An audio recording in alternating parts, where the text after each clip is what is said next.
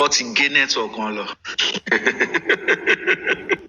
Ele tẹ́ ń gbé tí kan wá sí ibi tí fóònù wà. Méjèèjì kọ́ léèyàn fi ń gbọ́rọ̀ ni. Wọ́n máa gbé tí kan wá. Etí náà dẹ̀ ti di tẹ́lẹ̀.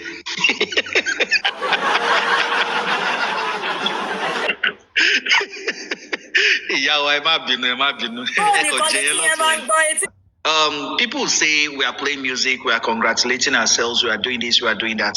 Now, let me remind everybody about we talking about Temi's platform. We said there are 4 main objectives of this platform.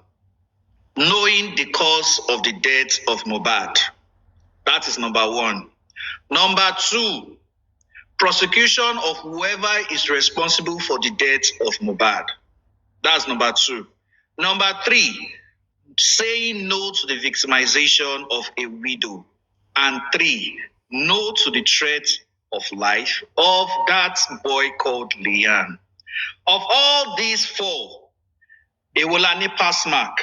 Ani pass mark nínú mẹ́ta. The number 1, knowing the cause of death. Àwọn ìjọba autopsy sọ pé uncertain ni. Number 2, prosecution of whoever is responsible.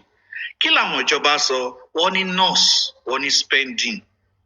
Number 3, say no to the victimization of a widow. Adẹ̀dúpẹ́ nínú gbogbo nǹkan tá a ṣe lénìí.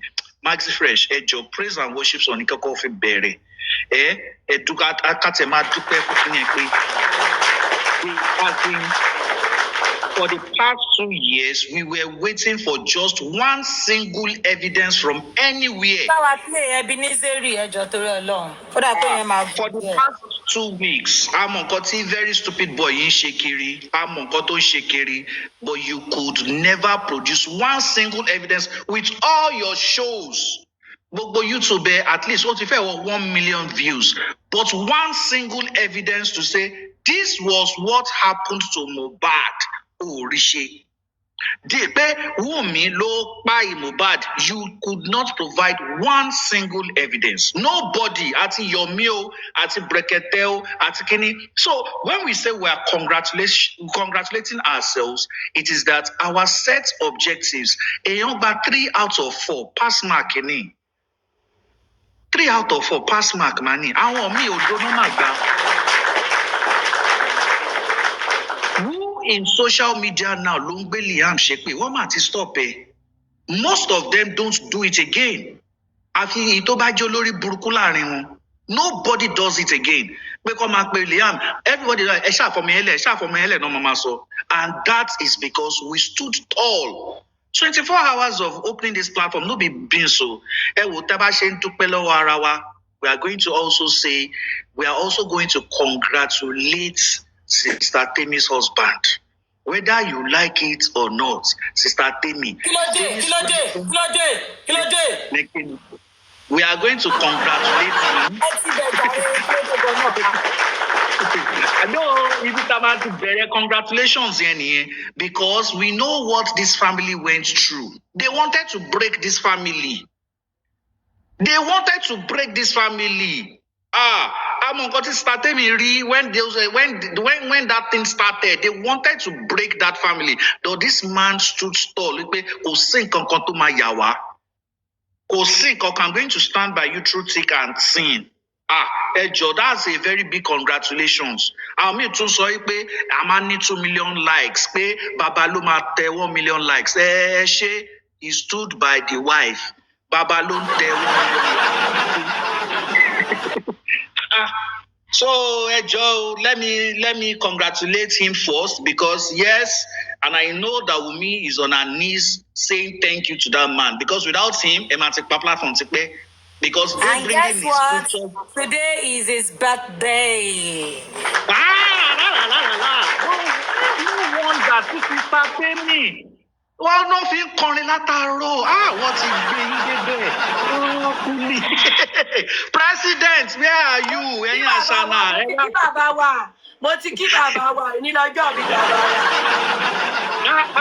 Wow, no, that day, Sister Teni roll. I said,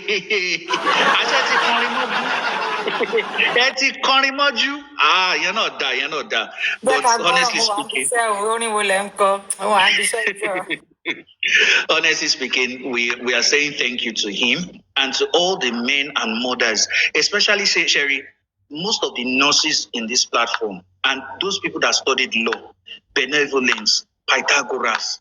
I don't know whether Escape studied law, Brother Oluwatosin.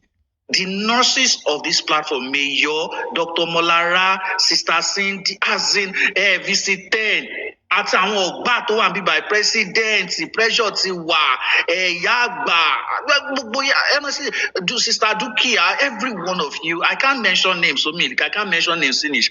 Pẹ̀lú àwọn tó jẹ́ pé Waka Waka Dube, Bolly B, Abati. See, all your efforts, we can now see that, yes, you can have that tap on the back. I'm not going to forget Don Dada. Mama Tiwa.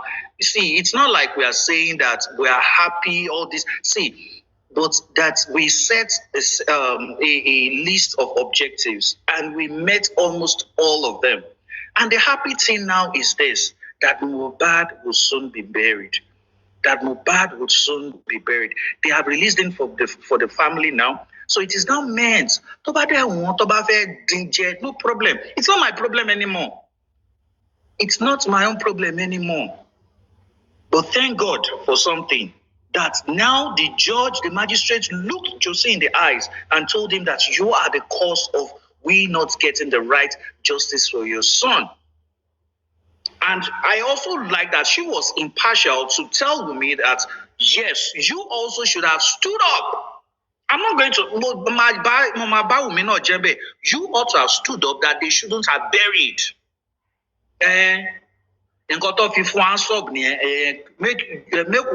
Make she use her rub body. Emma Binu, that way Emma Binu. Judge is so bad for Josie. Emma worry. Now, Emma worry. Gbogbo summary yẹn mo ti gbọ́ tẹ́lẹ̀, but Mr. Feyi tó wà ń bẹ̀ ọ máa sọ as eyewitness káwa tó máa ṣe summary o. Mr. Feyi ọ máa tó wá ń sìn wọ́n làwọn fẹ́ kúrò ní agbègbè yẹn. So he's going to come to the platform very soon, by God's grace. So he's going to give us a perfect summary of everything that happened today. But sub tó fún ọmọ tiwa nìyẹn, a dẹ̀ máa fi para ni, a máa fi para. So ní jẹ́ kó dùn yín ni wọ́n fún ọmọ tiwa náà sub a fi para. She ought to have stopped the burial. Ní ìdẹ̀mọ́ bó ṣe fẹ́ stop ẹ̀ bóyá kó wọnú kinní ni tó ti ń ju kinní sínú ẹ̀ tàbí kinní tí wọ́n ti ń pariwo pé ó yá da yẹpẹ̀ gbọ́n mọ̀ bóyá bẹ́ẹ̀ náà ti fẹ́ ní kó stop ẹ̀. But alhamdulillah, the body has been... Mi ò blame ẹ o, tẹ́ bá wo fídíò ní ọjọ́ bẹ́ẹ̀ àyẹ̀kọ́ lẹ́nu. Ẹ má wọrí, wọ́n ti sọ̀rọ̀ sí ní kóòtù, ẹ má wọrí, wọ́n blame ẹ, kò sí kan tó kàn, ó ti ṣẹlẹ̀.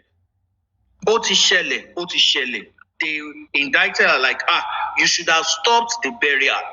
And they all go Josiloju and they spoke to him like, no, you are the reason. And all what you did is illegal in Lagos state law. It's illegal for you because that boy, you saw so many things that were disturbing. And then this was Tobade High Court. You'll be hearing some news stories. You'll be hearing some news stories about spending. But I'm not going to say it. And then they warned bloggers. That what happened in the coroner inquest, if you go outside and say something else, you would be indicted for court content. Yes, I think that was the word. For is it obstructing court content? Or diverting court content. It's a legal term. But yeah, on benevolence of Mr. Pythagoras, they're going to explain that term for us. That don't go outside and say what the coroner inquest didn't say. If you do that, you'll be indicted for it. So I thank God that such was mentioned. So anybody, that's why you can see me too and say in your shoju and so. But the summary of what I heard is what I just said. That often cannot power no lara. So yeah. Okay, content. Okay. Benevolence, thank you very much. Thanks for the correction. I'm more Oyinbo law so that. So we just thank God for everything. We thank God that all our analysis didn't go in vain. That they conspired. and thought they could send Omowumi to jail. They conspired, brought out so many narratives, but we all here stood firm and said, no, nobody is going to victimize this widow. Thank you very much. Thanks to everybody. I know people want to come up, so let me go down, create a space. I don't know if Mr. Feish, okay. Mr. Feikem is ready. If he's ready, he will let me know. But let me create a space for people that would you can stay. I will go down. We need to know the truth. I want Mr. Fei to come on. Then I will ask him. I record. In fact, we heard it now. Even our lawyer said it now. Okay, sure. Our lawyer said it now. I recorded him though. Okay. He said conflicting reports about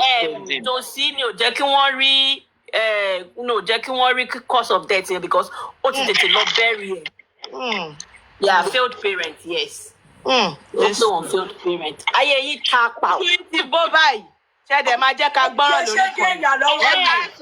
Ẹ jẹ́ pìtìpìtì ìyàlọ́wọ́. Wọ́n ní ọ̀rọ̀ ẹ̀ wà ṣéjì kind of. Àwọn jòsí ló ní explanation. Wọ́n ní spending wà ọ̀rọ̀ ẹ̀ wà ṣéjì kind of wípé they are suspecting him. Well, I just want to chip something here, cancel everybody. Okay. We are missing something, no. The judge, the main issue, the judge here is the bullying part. Exactly, because just like that. In fact, DM is now for in pockets. They can see everything going on. They are still going to that case. Even George went to an extra mile that it was evident from the statement of everybody that Mohbad during his last days, he lived in fear, he lived in suffering, he lived because people were perpetually bullying him, that it messed him up. That the police should have even gone ahead, even though Mohbad didn't come when he submitted the petition, they should have gone extra mile to investigate that bullying issue. That the police failed in that regard. She was hammering on it. And she also said that Mohbad parents failed in that regard as well. That they should have stood up for their son when he was being bullied. That they should have stood up as a parent. That they failed in that regard. That they didn't protect him enough. And also only pay, I have released the body. Josie should do the needful and go bury that boy. Make it Josie lost somewhere. Not the family should come together. Yeah, that they should go and bury that boy. That like he deserve a decent burial. You need to see, and also only. If you go, talk about blame Joseph Aloba by burying that body. Only is the genesis of all what was saying on Temi platform. That's just what was echoed in the court today. This is how about Temi platform. Our intellectual allowance be English is Englishing. President, come down to their level. Lagbaja kí ló ń jẹ́ pé English wọ́n use English. Dictionary tí o bá ti yé yín. Kí lẹ sọ? Bẹ́ẹ̀ jọ bẹ́ẹ̀ ṣe máa sọ intellectual bá lè ṣe máa sọ. Tí máa ṣe ń sọ. Intellectual. Intellectual. Our intellectual. Our intellectual. This is what àbí Sadukia dẹ̀ ni. No, Cindy ló fẹ́ béèrè. Ẹ jọ̀ọ́. Kéèsì tí Yọ̀mí bá wa gbé lọ sí Àbújá ẹ̀ ṣàṣẹ̀ṣẹ̀ máa bẹ̀rẹ̀ yẹn lọ́wọ́. Wọ́n á sí Kaduna. Kéèsì yẹn ti há síbẹ̀. Sadukia bá mi jọ́ ìsàsíjì.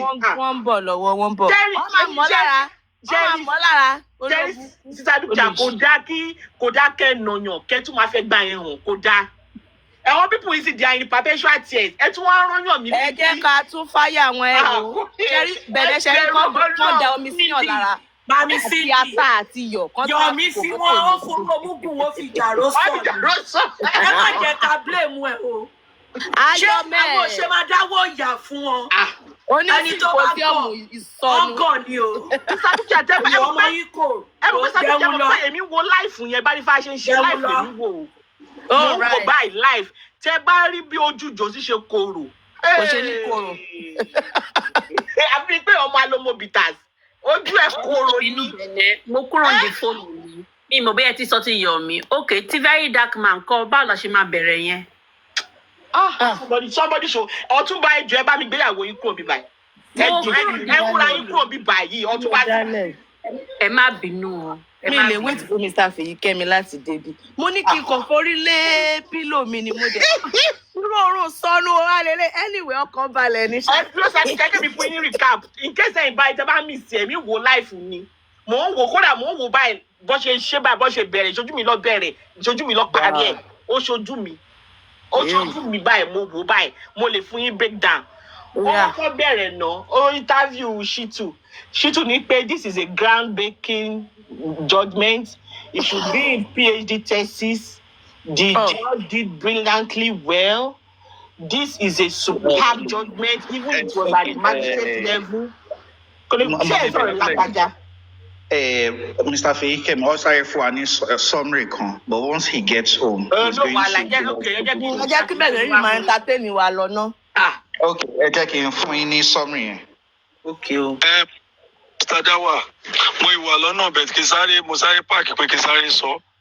Ohun kan tó fáínà kìíní ẹ̀ ó tó ṣe fún tó recommend fún DPP. Olóhùn l'objection lórí bàbá pé bàbá sin ọmọ láì ní procedure paper. Pé kò follow Lagos State Lagos State coroner procedure. Pé gbogbo nǹkan bẹ́ẹ̀ yẹn pé kò dáa. Ó ṣáà sọ pé bàbá ò gba police report kò gba everything ó kọ̀ lọ dá sí ọmọ without the consent of other family member. Ipò yẹ kó mọ role other family member. Ó sọ yẹn fún bàbá. Ó dẹ̀ sọ fún ìyá náà pé every parent gbọ́dọ̀ ṣe responsibility wọn lórí ọmọ láti mọ ọmọ dáadáa àbí láti guide àwọn ọmọ. Ó dẹ̀ sọ lórí Wùnmí. Ó ní Wùnmí kò ṣe tó ìgbà tí láti pe ambulance fún mohbad ó yẹ kó pe ambulance fún mohbad ó dẹ̀ ní kò yẹ kó gbà ó yẹ kó pariwo síta ìgbà tó fẹ́ lọ sin mohbad pé kò yẹ kó gbà rárá ìpẹ́lẹ́ abẹ́rẹ́ àpé ó dẹ̀ tún sọ fún àwọn ọlọ́pàá ó ní àwọn ọlọ́pàá ò ṣètò lórí ti Naira Marley àti Sam Larry pé lórí ti Naira Marley àti Sam Larry ẹ̀sùn kan fi kàn wọ́n tí mohbad fi kọ petition àwọn ọlọ́pàá ò ṣètò ipò òun advise government pé kán lọ wo petition mohbad yẹn kó bẹ̀rẹ̀ kése kó ṣe investigation forward lórí ẹ̀. Ó dẹ̀ tún ṣá advice wọn ṣá wá ní kó wá nínú advice wá ní kó prosecute nurse pé because òun ni pé gbogbo nǹkan tí àbára fún pé everything tí is uncertain but every testimony táwọn èèyàn give ipò ń point to him òun náà dẹ̀ agree pé òun point to her ó dẹ̀ agree pé òun ni òun fún ní abẹ́rẹ́ last tó fi convulse tó fi jẹ́ pé ó fi kú. Ó dẹ̀ nọ́ọ̀sì nìkan ló ṣáà indict ṣá but ó sọ àwọn observation nípa àwọn parents Naira Marley police gbogbo àwọn yẹn ó give suggestion tó rí lórí ẹ̀ bẹ̀tẹ̀ tó sọ fún Wùnmí ni pé ó ní Wùnmí ò ṣe tó ìgbà tí mohbad pé láti pe emergency kìíní òun náà wá sọ wá ní institution Nàìjíríà gan wọ́n gbọ́dọ̀ ṣiṣẹ́ lórí emergency kìíní wọn náà pé àti àwọn road pé ó dọ̀pọ̀ òun náà ṣáà bẹ́ẹ̀ ní advice ṣá ó wá lọ́wọ́ everything kù sọ́wọ́ DPP but the only person tó ń lè provide fún ọ pé kàn prosecute òun ni nurse ibi tí mo lè sọ tí bá jẹ́ platform àtúnṣọ. Okay, so that's just. So lágbájá yẹ kẹ́ni fún yín ní breakdown tèmi kó tó ṣẹlẹ̀ lágbájá ẹ mọ̀ pé mi ò bọ́ ṣe máa explain. Ẹ̀gbọ́n ọbẹ náà mo mọ̀ pé máa tún àfàjà sà sí. Ẹ mọ̀ na kí iṣẹ́ wo mo gbà iṣẹ́ wo mo gbà. Ẹ jẹ́ lọ gbé ọtí mi sẹ́gbẹ̀ẹ́. Friday olóyin láwa yìí. Okay, so bó ṣe. Gbogbo ẹ̀yin tẹ́ ti gbowó lọ́wọ́ Naira Marley ẹ̀ lọ́ọ́ dá padà o. Gbogbo ẹ̀yin obìnrin tó wà ń bí wọ́n ti analyse yín lónìí olórí ẹbí wọ́n ní 24 hours. Kò sí wàhálà. Wọ́n lè lọ́kọ̀ ńlé. A ti gbọ́ pé wọ́n lórí ẹ̀kọ́ kẹrin ní bíbí wà. Ẹ̀wọ̀n kò sí problem. Orúkọ tó bá yẹ. Ní fọ́lọ́ ibi tá a bá délé ní wọ́n ní kíkiní kan bá lóun ò ṣe kinní mọ́ èyí tó ṣe é lẹ̀ kó má parun.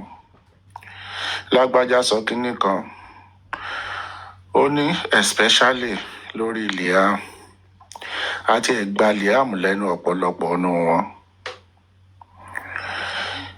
Tó bá jẹ́ yẹn nìkan gan ni 24 hours tá à ń ṣe ń bì tó bá jọ̀hún lọ achieve ọpẹ́ ní fọlọ́run. Yeah, I'm not happy. Nítòótọ́ pé Mohbad the cause of the cause of death wọ́n ní is uncertain and is inconclusive. Ẹ ṣáà máa gbádùn voice baby mi bẹ́ẹ̀ yẹn o. Ó lè jẹ́ kẹ́ sùn. But ẹ máa gbádùn voice mi yẹn lọ. Bóyá baby mi fire on. Fire on. Ọlọ́run ṣá. I think gbogbo ojú tí náà rí gbá gbogbo etí ló tẹ́lẹ̀ ti gbọ́. Àwọn arífa tó máa change narrative mi ò rò pọ́n lérè lè change. In everything, Josie no blame. Nǹkan tá a dẹ̀ ti ń sọ láti ilẹ̀ náà nìyẹn. Josie òun ló obstruct justice. Josie òun ló bà justice jẹ́. Josie tó rí pool of blood ariwo tá à ń pa láti ilẹ̀ náà lélẹ̀. Ká tiẹ̀ ní pé ókè o ọmọ yẹn ọmọ kékeré ni then kò sí òbí tó gbàdúrà pé kóun bẹ́rí ọmọ kóun máa wo òkú ọmọ òun or something like that. But Josie náà ló jáde fúnra ẹ̀ tó lóun rí pool of blood. Josie náà ló débẹ̀ tó náà ṣàlàyé fóun pé nọ́ọ̀sì ló gún lábẹ́rẹ́. Àlè òbí mi like mama Mohbad ṣé ẹ rí nǹkan tí mo sì máa ń wò mọ́ mama Mohbad lára nìyẹn. Láti ilẹ̀ ló ti ń pariwo àti immediately lòun ti pariwo kán bá ń wá náírà ni o. Òbí gidi kò sí past event tírú kan bá ṣẹlẹ̀ past event máa at least ó máa flashback pé ọmọ ẹ̀ pàpà kú. Josie mọ̀ pọ́n búlì ọmọ òun. Ó mọ nǹkan tí ọmọ ẹ̀ fèsì lọ́dọ̀ àwọn tó ń búlì ẹ̀. Nǹkan tó yẹ kó Josie rántí ni pé wọ́n dá òun lóró pé ọmọ ẹ̀ pàpà kú tó bá jẹ́ abiyamọ gidi ní tòótọ́. For that alone kò yẹ kí Josie kó sí ọmọ yẹn bó ṣe sí. Kò yẹ kó bury ẹ̀ immediately. But Josie ò care. Nonchalant attitude. Ìwà tó wù ú lé òun náà ló bá dóde. We see it all. Ìwà tí Josie ń wù nú lé nǹkan tó ń fojú àwọn fámílì ẹ̀ rí wọn lè advice ẹ̀ kó wọn lẹ́nu ọ̀rọ̀. Ó ti kó gbogbo wọn láyà jẹ. The same ìwà náà ló bá Josie déta. Ṣebí Wùmí sọ ó ní tẹ́ ẹ bá mọ̀ wá bàbá ọkọ tẹ́ ẹ bá mọ̀ wá fádà ìlọ òun ó lẹ máa sọ lókùúta pa. Ìwà tí Josie ń wù òun náà ló bá déta. Òun náà ló ń wù sáwọn tó ń support ẹ̀ ń sìn. Irú àwọn ìwà ìlàwádà ẹ̀ ti rí láti wò pé no. Wípé Josie ò ṣe dáadáa tó. Láìmí Josie mi kò ń ṣe pé ẹlẹ́ran ara ni mí Josie lose ọmọ. Yes. He's the father of Mohbad. Kó má tẹ̀ jẹ́ nǹkan ló bí Mohbad. At least a ní ipa tó kó nígbésí ayé Mohbad. Bọ̀ nǹkan tí mo ṣe blame Josie ni pé kó tiẹ̀ jẹ́ ọmọ téèyàn adult kó jẹ́ ọmọ ọ̀dọ̀ èèyàn téèyàn gbà sọ́dọ̀ ọmọ ọ̀dọ̀ téèyàn fi sọ ọmọ ọ̀dọ̀ kò gbọ́dọ̀ ṣe bẹ́ẹ̀ yẹn kú kéèyàn má question bó ṣe kú pẹ̀lú past event nǹkan tó ju ẹni yẹn ti rí. Ẹ dẹ̀ mọ̀ like àwa Yorùbá a ní àṣà kan kò sí kéèyàn pé 90 years tó bá kú àtúnṣe máa sọ pé no wọ́n pa ni. We don't believe in natural death. Ẹni tó mọtí yó tó lọ wa mọ́tò tó kó sẹ́nu tírélà Yorùbá máa believe pé no wọ́n pa ni. So ìdákẹ́ pẹ̀lú belief wa tí Josie tó dẹ̀ jẹ́ ọmọ Yorùbá tòótọ́ tíyàwó olóògbé tó wá sọ fún pé ẹ dádì ẹ bá mi gbé lọ sílùú òkè ẹ lọ bá mi ro lẹ́nu ọmọ kékeré 24 years. Kí ni Josie sọ? Ó ní pásítọ̀ lòun mọ ibi tán ti ń ròyàn. Kò ń ṣe dandan kó ro bẹ̀ pẹ̀lú kan tọ́mọ yẹn sọ ó yẹ kó pick. Wípé it's true o. ó yẹ kí n wádìí ikú ọmọ nǹkan tó pa ọmọ mi.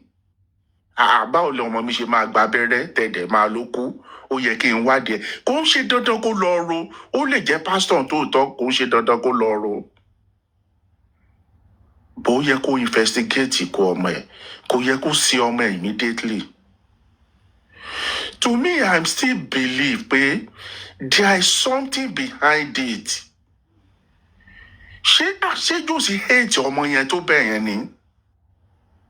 Ọmọ tó lòun jìyà lé lórí, tó lòun yáwó lápò. Ṣó hate ẹ̀ tó ṣe hatred la lè pè ní? Ṣó hate Mohbad tó yẹn ni? Pẹ̀lú gbogbo páàsì fẹ́, pẹ̀lú gbogbo nǹkan tó mọ ojú ọmọ yẹn ti rí, tí Josie ó tẹ̀ lè sọ pé okay, kóun tẹ̀ investigate ikú tó pa ọmọ yìí. Ọ̀túnba jubilation kìíní la wà báyìí.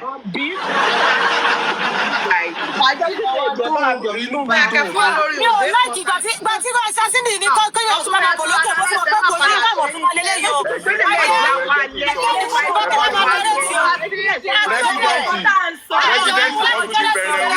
Kí ló ṣẹlẹ̀ bọ̀? Ẹ̀gbọ́n spirit wa, gbọ́n nǹkan tá ti mọ̀ tẹ́lẹ̀ ẹ̀ṣẹ̀ wa ń darí ètè.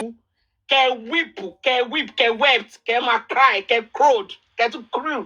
Àwọn òràn yàrá ìyá yín bí báyìí. Àwọn sọ pé yàrá ìyá yín làwa ń bí báyìí. We are the mother that mother your freaking mother. Ẹ̀nẹ̀ wọn ní vengeance sunkún ẹ̀jọ̀. Mo fẹ́ gbọ́ ohun yẹn. Ẹ jẹ́ kó ké. Mo fẹ́ gbọ́ ohun yẹn. Mo fẹ́ gbọ́ bó ṣe ń ké. Pẹ̀lẹ́ bébí. Ẹgbẹ́ Joseph Alọ́ba. Ẹgbẹ́ Joseph Alọ́ba. Ẹkún yìí Olúwa lóhun fi ṣe. Ẹgbẹ́rún gbọ́ owó Sùtánà lè ṣe. Ó yá bẹ̀nẹ̀ ẹ fàyà o. Bí mo ṣe scroll on the street of TikTok torí on play ojú abẹ́ ń bí báyìí and it was a very wonderful program. But mo ṣáà ní kí ṣáà máa lọ kiri mo bá ṣàárẹ̀ àrífà bó ṣe ń bọ̀ta Josie ṣáà rìn ó wọ guinea white top guinea white ó fi rán native ó ń bọ̀ bẹ́ẹ̀ náà ni olórí burúkú olójú abẹ̀bẹ̀ Dẹ́tọ́lá náà ń bọ̀ lẹ́yìn. Shitu náà ń bọ̀ àti lọ́ọ̀yà bíi méjì àwọn kékèké méjì báyìí. Josie ojú ẹ̀ ṣáà korò àfi bí ìyàn tó tẹ̀gbẹ́ mọ́lẹ̀ àti ìyàn tó wá falombo step ẹ̀ down. Kí ló ṣe Josie?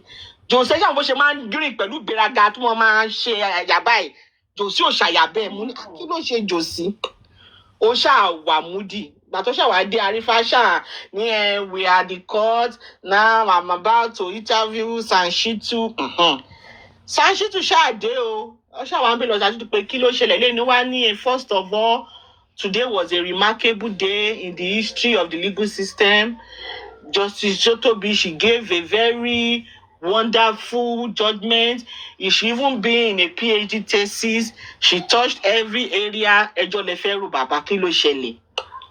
Ó ṣàní pé the justice ẹ̀kọ́ sọ pé firstly náà pé bàbá ọba kò bá má lọ horribly lọ bury ọmọ ẹ̀ pé by horribly burying that child gbogbo evidence gbogbo ẹ̀ ló bury which is wrong pé in fact gan pé ó lòdì sófin kan tí Josie ṣe that he would have still wait for proper investigation to be carried out kó tó di pé ó lọ sin ọmọ yẹn.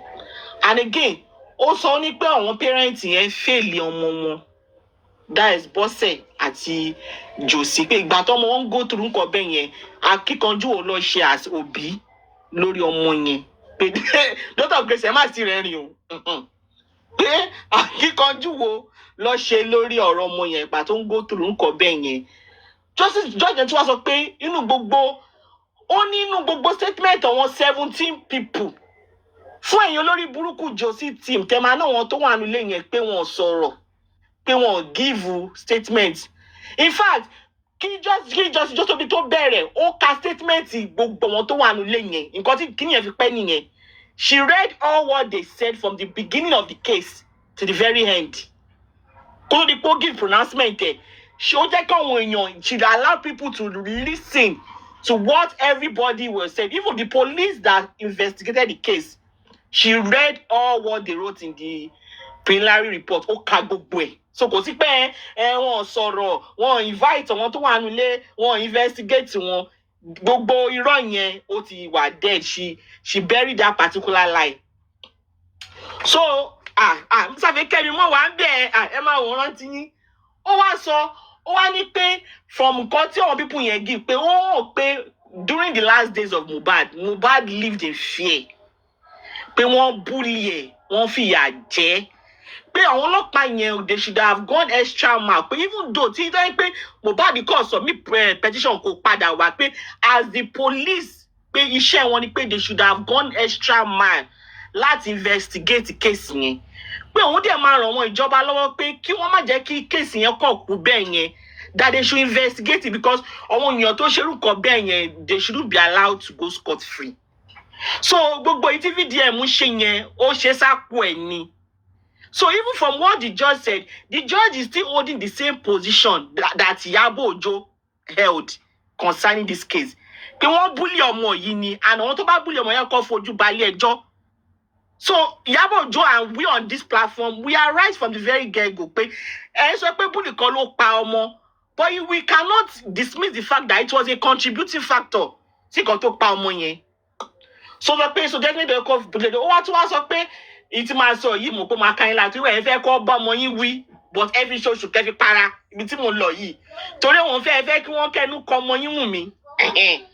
Ó ní pé Wùnmí náà pé kò bá ti try pé kí wọ́n pe ambulance pé ìgbà tí kinní ẹ̀ ṣẹlẹ̀ pé kò bá ti try pé ó tún wá sọ ó ní pé kò bá tún sọ fún Josie kò bá ti stand pé kí Josie má bẹ̀rẹ̀ ọmọ yẹn. Judge wa ní pé however òun understand pé ó possible pé Wunmi was overwhelmed with grief. But can you share that she was overwhelmed with grief? So òun tún lè lọ rò on that side again. Pé ó tún wá sọ ó ní the Nigerian need to do something about the healthcare system. Pé tó bá jẹ́ wípé ambulance system wà ní ó possible kí Mohbad náà kó tó tó bá tẹ̀ pé ambulance gan ambulance ẹ̀ máa tètè dé. But I know we've been saying this. That they should have used Mohbad case as a means of pushing the government to do something about the emergency services in Nigeria. Bolori buruku Josie sọ pé no, ó ṣe tó fẹ́ ṣe nìyẹn. Òun fẹ́ fayé òun ṣòṣì. Pé òun ní problem òun. Ẹ má bínú àjàsà yẹn o, George ò sọ bẹ́ẹ̀ o. Mo fi tèmi sí ni.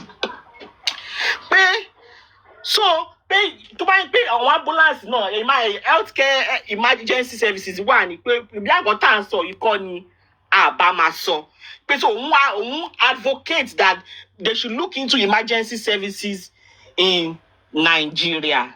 Ṣé ẹ bá mi lọ? Ó tún wá sọ ó wá ní pé inú gbogbo ẹ̀ náà ìyọ̀wọ́n tó máa fojú ba ilé ẹjọ́ òun ni nọ́ọ̀sì yẹn pé because medical negligence nìkan tó ṣẹlẹ̀ yìí. Pé because reaction ló react sí abẹ́rẹ́ tó gbà pé so nọ́ọ̀sì àti spending ló máa fojú ba ilé ẹjọ́. Ṣé mo wíire àbí mo wíire? Ẹ wíire. So wá interview lọ́ọ̀yà tiwa ẹ ṣáà pé lọ́ọ̀yà tiwa ò gbọ́ pa bàbá ṣàṣì sharp it's me lọ́ọ̀yà Kabiru bàbá sharp gan pé kinní kan. Ó wá sọ pé lọ́ọ̀yà sọ pé òótọ́ ni pé George sọ pé they cannot say anything scientifically pé nǹkan tó pa Mohbad lélẹ̀.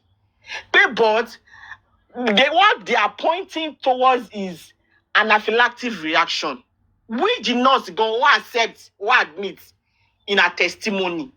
But so that's what they can gear towards.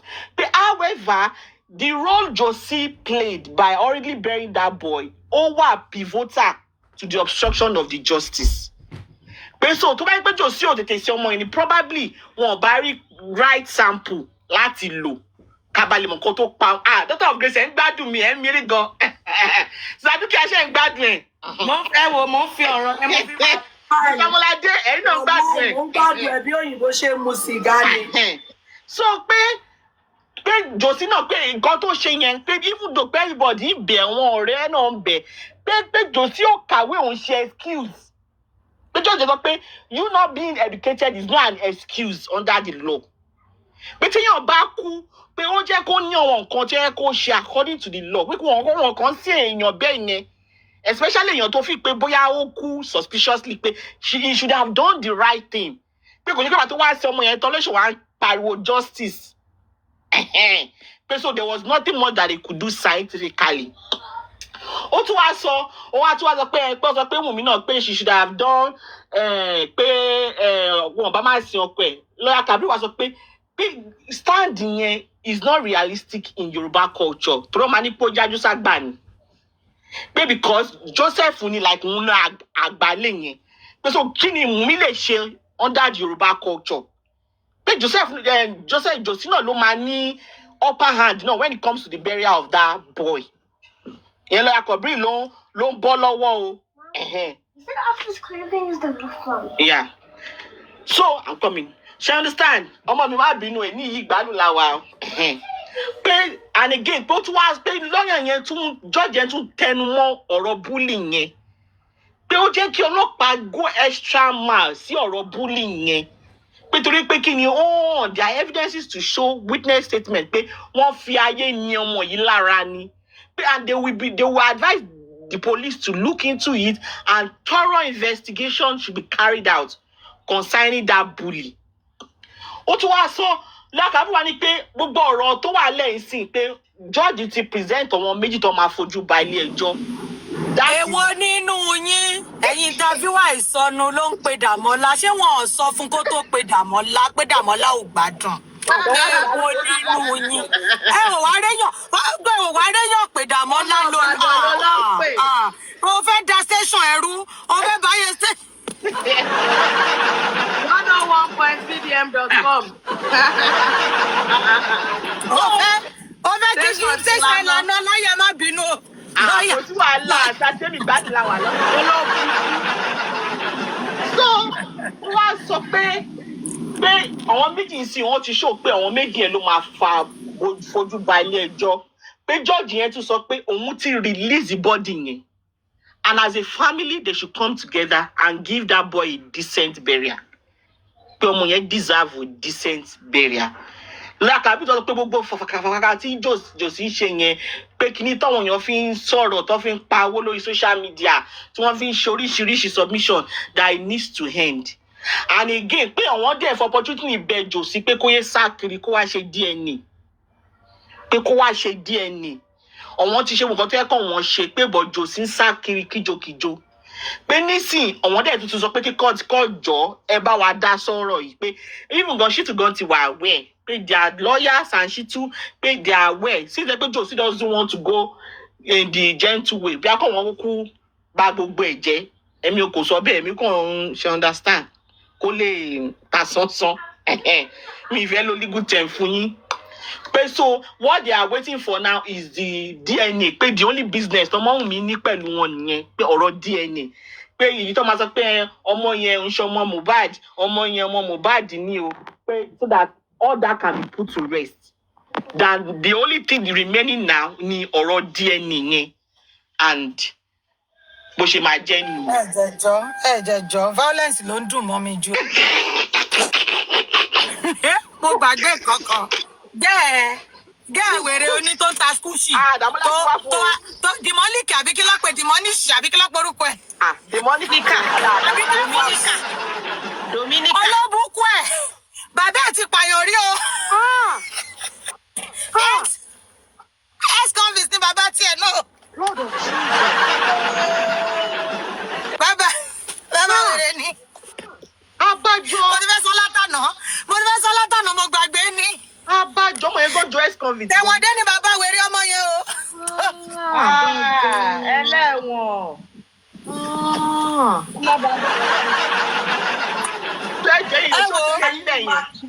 Èèyàn burúkú ni Dàmọ́lá ẹ má bínú Dàmọ́lá dé kí mi jọ.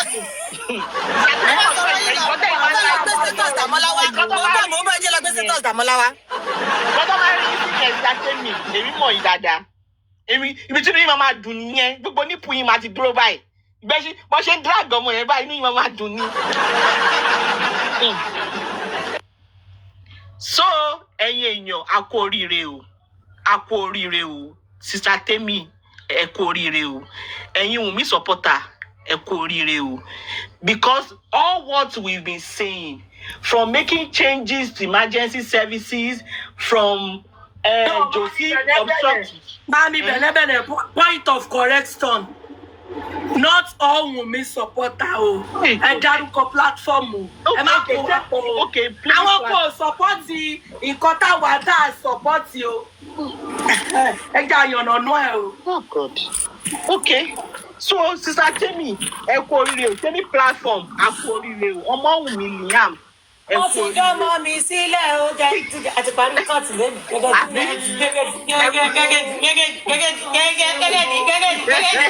That's your big sister is free now. Free now. She's free. Ó ti dàgbà jayé. Anita Bella, congratulations. Lọ́yà wa ló lọ. God bless you. First lady. For the allegation, they said she killed her husband. Thank you. Yeah, they actually said that. I was about telling you the story. I'm mute too. Sorry. My mama dey cry o. Sorry. Anita platform, God bless you. First lady, God bless you. Candy no man, she platform we no. God bless you. Jumi, God bless you. Jumi. I can comment Mr. Feyikemi o. They are fan call Baba Mohbad ke.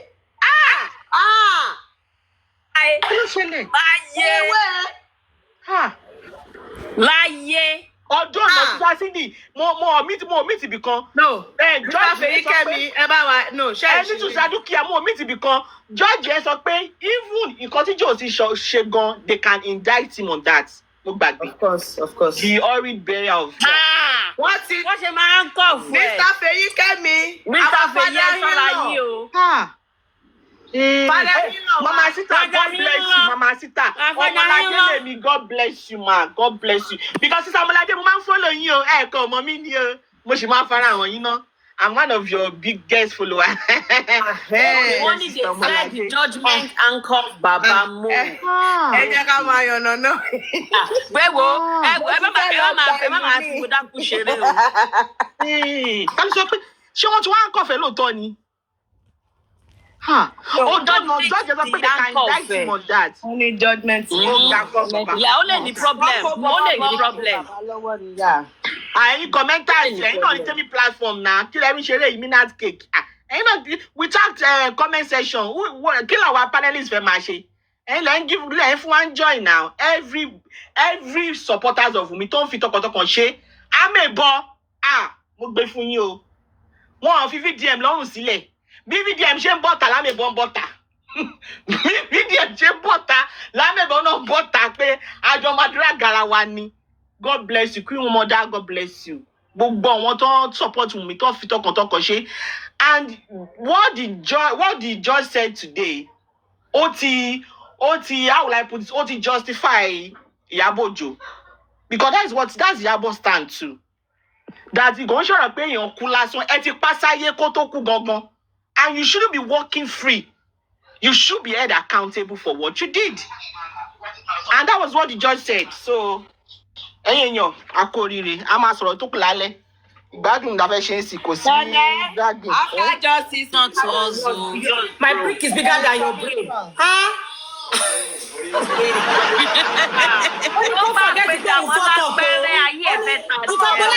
Ó ní kó forget pé òun fuck up o. Nípé but all love is still all love ní ọ̀dọ̀ tòun òun ò ṣe bí àwọn fools tán long grant interview ẹ̀yẹn. Bẹ́ẹ̀ rí pé ọ sọ pé tí kulé ò bá pani tòde ò lè pani. Ṣé rí pé àwọn idiot yìí àwọn ló ń fi nọ́mbà ya ẹni tó máa pè lélẹ̀ pélé náà kélé náà wá sọ̀rọ̀ pélé náà kélé wá sọ̀rọ̀ ṣe bẹ́ẹ̀ rí báyìí ní. Ẹnu wọn máa wo pé torí nǹkan tí Kàdámọ́lá ti ṣe yẹn wọn máa wo pé bóyá ó máa wá Janepri ṣẹ́tú bẹ̀rẹ̀ ṣẹ́tú ti ń gbé nǹkan míì yàtọ̀ sí nǹkan tá à ń ṣe ń bí báyìí àbí Janepri ẹ̀ tún bẹ̀rẹ̀ ẹni jẹ́ ká ṣe nǹkan tá à ń ṣe láàárọ̀ láyọ̀ àtàláfíà. Hello, Sister Temi. Ẹ káàbọ̀ Mr. Feyikemi ẹ ṣé sir, thank you so much. Hello, Sister Temi. Mo ń gbọ́ yín nẹ́tíwọ̀kì yín o. Ẹ má jẹ́ kọ́lọ́pàá mú mi o, nǹkan tí mo mí nǹkan yẹn o, mo ní àwọn tí bàbá sọ pé judgement yẹn wọ́n fi handcuff bàbá kí bàbá má ṣe nǹkan kan mọ́ ni. Nǹkan tí mo mí nìyẹn. Irọ́ o, àbí ta ló ń sọ̀rọ̀ sí ọ̀rọ̀ Mr. Feyikemi? Mo rí kọ́mẹ̀ntì táwọn èèyàn ń sọ pé wọ́n náà ti mú bàbá náà. Oh, okay. No. Wọ́n sọ pé tí Mohbad wá, ẹ má sọ nǹkan tẹ́ bá ṣe. Ní bá ṣe kọ́ yẹn ló confuse wa. La ṣe sọ bẹ́ẹ̀. But wọ́n ti clarify. Ṣẹ́rí tó bá yẹ kẹ́ máa bú ẹ̀ lọ́jọ́ ṣẹ́rí Ọlọ́run ṣe rẹ̀ mí púpọ̀ mo. Mothers, congratulations o. Àní ṣàṣetì lágbára Ọlọ́run, àní ṣàṣetì. In fact, I'm so happy. Inú mi dùn. Èpè nínú inbox lójoojúmọ́ tí bá jí láàárọ̀ tí máa fẹ́ kírun gbà mí báyìí. Mo máa ti set prayer mat mi o, máa ti wọṣọ báyìí lórí pé mo fẹ́ kírun báyìí. Màá tún tẹ èpè. Màá sì èpè ká wọ́n ti sọ mí di Ọlọ́run ọba o. Ní ìjẹta bí mo ṣe gbé prayer mat mi lẹ̀ báyìí, mo kàn ní yẹ fóònù mi ò tí kí n wọ TikTok báyìí. Mo rí èpè ó tóbi. Mo gbẹrun yẹn mo ní màá kọ́kọ́ jẹ́ kọ́kọ́ fún mi. Tí wọ́n wá sí box tèmi wá ṣe pé I don't know why. Ọmọ wá sí ní ìbọ̀sọ̀ tó máa wọ́n wọlé pé. Ẹ jọ̀ọ́ ẹ jẹ́ kí n sáré àdírẹ́sì kọ̀ọ̀kan, ẹ má bínú. Ẹ̀yin tẹ́ bá ń send request tó bá yẹ pé ẹ kí ń gòkè tẹ́lẹ̀, tẹ́ bá fẹ́ kàn gbé yín, write it in the comment section because a máa fi pè mistake ni. Write it in the comment section. Dúkìá tó bá wà pé ìdílé bá fẹ́ wú pé o lè drop mi ṣùgbọ́n. Ẹ jọ̀ọ́ ẹ máa wá sí comment mi, ẹ wá sí ìpínlẹ̀. Ẹ máa wá sí inbox mi, ẹ jọ̀ọ́. Ẹ jọ̀ọ́ ẹ̀yin tí ń jò sí mo fọlọ́run bẹ̀yìn benevolence ẹ ṣàmúrúkọ mi. Orí platform wo bí ẹ báyìí máa lọ sí wọn lẹ iṣẹ́ mi bá ṣe wọn. Sister Dúkìá, they no dey come my inbox. I don't know what time. No, Jema Binu, it's just because I'm off. I have a meeting soon, but this I have been putting together, and it's from the strength of all of you on the platform. I wrote it down. I knew today was going to come, but if you listen to it, it encapsulates everything. Emma Binu Oloyinbo, the woman who would not be broken, celebrating the strength of Omowumi, wife of Ileri Oluwa. She stood at the edge of grief, a cradle in one hand, memories folded in the other. The world around her whispered sorrow, but her silence thundered louder. Her love, a flame extinguished mid-song, a star ripped from the sky before its full light could blind the dark. Ileri Oluwa, they called him. Promise of the future, a promise they tried to bury. But how do you bury a voice that still echoes in the bones of truth? They thought he would crumble, a widow with a baby. They thought she would crumble, a widow with a baby, a heart cleaved in two. But pain, when won by the righteous, becomes armor, and grief, when fueled by justice, becomes fire. She did not weep alone. From corners unknown, strangers rose, an army wrapped in empathy, bearing no swords, only love, only truth, only the unshakable belief that her story mattered. They lifted her name like a banner. They guarded her nights, with prayers like shields. They became her voice when the world tried to quiet her breath. She stood, not just for herself, but for every silenced woman, every mother left mid-journey, every heart that beats through the ache of injustice. She stood, and by standing, she summoned a revolution. We see her now, not a shadow of loss, but as a tower of strength, visible amongst us, a symbol carved from sorrow, a mirror to every woman who has ever been told to hush, to wait, and to break silent quietly. Omowumi, a name stitched into history with threads of defiance and dignity, a mother, a widow, a warrior, a lighthouse for the lost. And to the star we lost too soon, Ileri Oluwa, whose voice awakens hearts, whose light was stolen but not forgotten. Your echo lives on in lullabies and in war cries, in truth told and justice won. Your flame now burns in her, the woman who would not be broken. God bless you all. That's it. Oh, wow. Thank you. Thank you very much. I would publish it. I will publish it. In fact, We publish it. I was about saying that, so that we need to Can publish we that. publish it? I love that. Yes, I want to. My inbox. I'm finishing very late today, but I also copyright. Oh, okay. So please And do I'll it. put Please it, do it. yeah, and I'll put it on my website. Status káwọn èèyàn bá gbé bóyá máa jẹ́ nìyẹn. God bless you all. I appreciate every single one of you, because we've just started. Shemepe, Amani, justice after justice. But Eleyi is just one chapter close. I should have read the second side in it. But Temi, I can't appreciate all of you, your team, everybody, everywhere. Otumba, I've gotten to get acquainted with beautiful people. Everybody that supported this girl wholeheartedly. I want to bow to all those other platforms. I absolutely love and appreciate everybody's strength. I have learned a lot. You guys have brought out a bold side of me. I can be very quiet and introverted, but I really love everybody I've come across on this journey. And to your husband and your family, I really appreciate them. I really, really appreciate their contribution to this. I knew, and you would see from my disposition, from the way you all are, and so I knew today would come. I was just waiting patiently, even in my impatience. But I really appreciate everybody. I'm so glad I did not go because I thought I would cry when I was reading that, but I'm so glad I did not go. Because it's important you all know, and this is not even me talking to mommy. I've never met her. I've never, but I'm just saying you all are appreciated from the deepest part of my heart. I appreciate every single person on this platform and anywhere else. The fact that you stood up for this girl, it just means a lot to me, and it strengthens my cause. And because some NGOs insane want to buy you among the good ones, but you guys have shown that there are people out there that don't need a label of NGO to support people who are desperately in need. God bless everybody. Eshegon, God bless. I'll see you guys later. Thank you, Mama. Hello. Mami Fọláṣadé kalẹ̀ ma. Kalẹ̀ o, ẹ ṣé o, gbogbo ẹ̀yin abiyamọ tòótọ́, gbogbo ẹ̀yin true supporter of me, because not everybody loves her tinútinú. But gbogbo àwọn tó dúró tì lágbára Ọlọ́run ní padà lẹ́yìn yín. Tọkọtọmọ, gbogbo nǹkan tẹ́ bá dáwọ́lé lágbára Ọlọ́run máa yọrí sí rere ni. Gbogbo nǹkan yín tó mí àtèyí tí ò mí, Ọlọ́run ọba. Ẹni tó bá fi nǹkan tiẹ̀ sílẹ̀ tó ń gbọ́ tẹni ẹlẹ́ni, Ọlọ́run ló máa bá gbọ́. Ojú everybody ti rí, àwa gan tá a fi gbogbo ìgbà máa wà ń bíbá, à ń rídìí èpè lójoojúmọ́. Alẹ́ àná mi mọ̀ pé court case wà lẹ́nu, níbi tí mo ti ń rìn kiri mo rí IT guy, mo wá comment, ó wá ní ṣé mo fẹ́ gòkè, mo ní máa gòkè. So gbà tí mo try láti enlighten wọn. Mo ní tí wọ́n bá gbé abẹ̀bẹ̀ sókè nígbàgbà ibì kan náà ló máa fi lélẹ̀.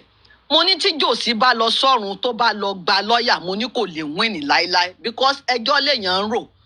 Gbogbo lọ́yà tẹ̀ ń bú yìí àti Sànù, nǹkan tí ẹ bá gbé fún wọn náà máa fi lọ ṣiṣẹ́ náà. Because Jòsí has not been truthful to any of them from the beginning. So bí tí mo ti ń sọ̀rọ̀ yẹn lọ́wọ́, àpàpà wọlé ló bá takò mí. Ló bá ní èmi ò rí nǹkan tí Wùmí ṣe tí ò dáa. Mo ní why should I see it? Mo ní I'm a registered nurse. Ojoojúmọ́ dẹ̀ là ń tọ́jú èèyàn. Mo ní luckily IT guy, you are not in Nigeria, you are away, we are both in UK. Ṣé gbogbo nonsense tẹ́ ń ṣe lórí social media, iṣẹ́ ẹ lè ṣe labroad ni? Ó ní nǹkan tí wọ́n sàn stress ni pé kí ló dé tán gbé lọ sí hospital. Mo ní let me tell you, this guy has capacity. Tí àwọn bá dẹ̀ ti ní capacity kò sí tó sọ pé ò ní lọ. Ó ti ṣẹlẹ̀ sí mi rí, mo lọ́kọ mi sick, ó lóun lọ sí hospital nígbà tí ò lè sọ̀rọ̀ mọ́ la gbé lọ. So if anything happened to him at the end of the day, wọ́n máa sọ pé mi ni mo pa ni. Mo lẹ́yìn ọkùnrin ẹ stubborn, whatever you want to do is whatever you want to do, nobody can change it. Mo ní ṣe realize yìí pé Wùmí yìí pàápàá ilé alágbo ló bímọ sí. Kí lorúkọ chairman tó ti lọ láti bí ọdún gbọ́n ló bá ní mo ní yes because you people are not listening. Ẹ ń sọ yìí pé kinní kan. Mo ní ṣe ilé alágbo ló bímọ sí, tí nǹkan bá ṣẹlẹ̀ sí níjọ́ yẹn, mo ní what will happen. Mo ní bí ọkùnrin ṣe sọ yìí pé tòun ò fẹ́, ó bẹ̀rù hospital as a result of what happened to him. Ló wá ní in that case kí n enlighten òun. Kí ni mo feel pé ó ṣẹlẹ̀? Mo ní so fẹ́ gbọ́. Mo ní the way tí nurse yẹn fi administer medication yẹn ó wrong. Mo ní in the first instance tó bá jẹ́ yí pé gbogbo nǹkan tó ṣẹlẹ̀ tó bá yẹ pé chemist gan-an lọ mo ṣe ó lè má kú, but torí pọ́n ti wà use way kan máa pe nurse ni. Because tó bá jẹ́ pampiclus lásán ló fún, ọwọ́ tó wù yẹn máa padà. It's a matter of kókò fún tetanus toxoid in the wrong way. Mo ní wrong route of medication ló fi fún.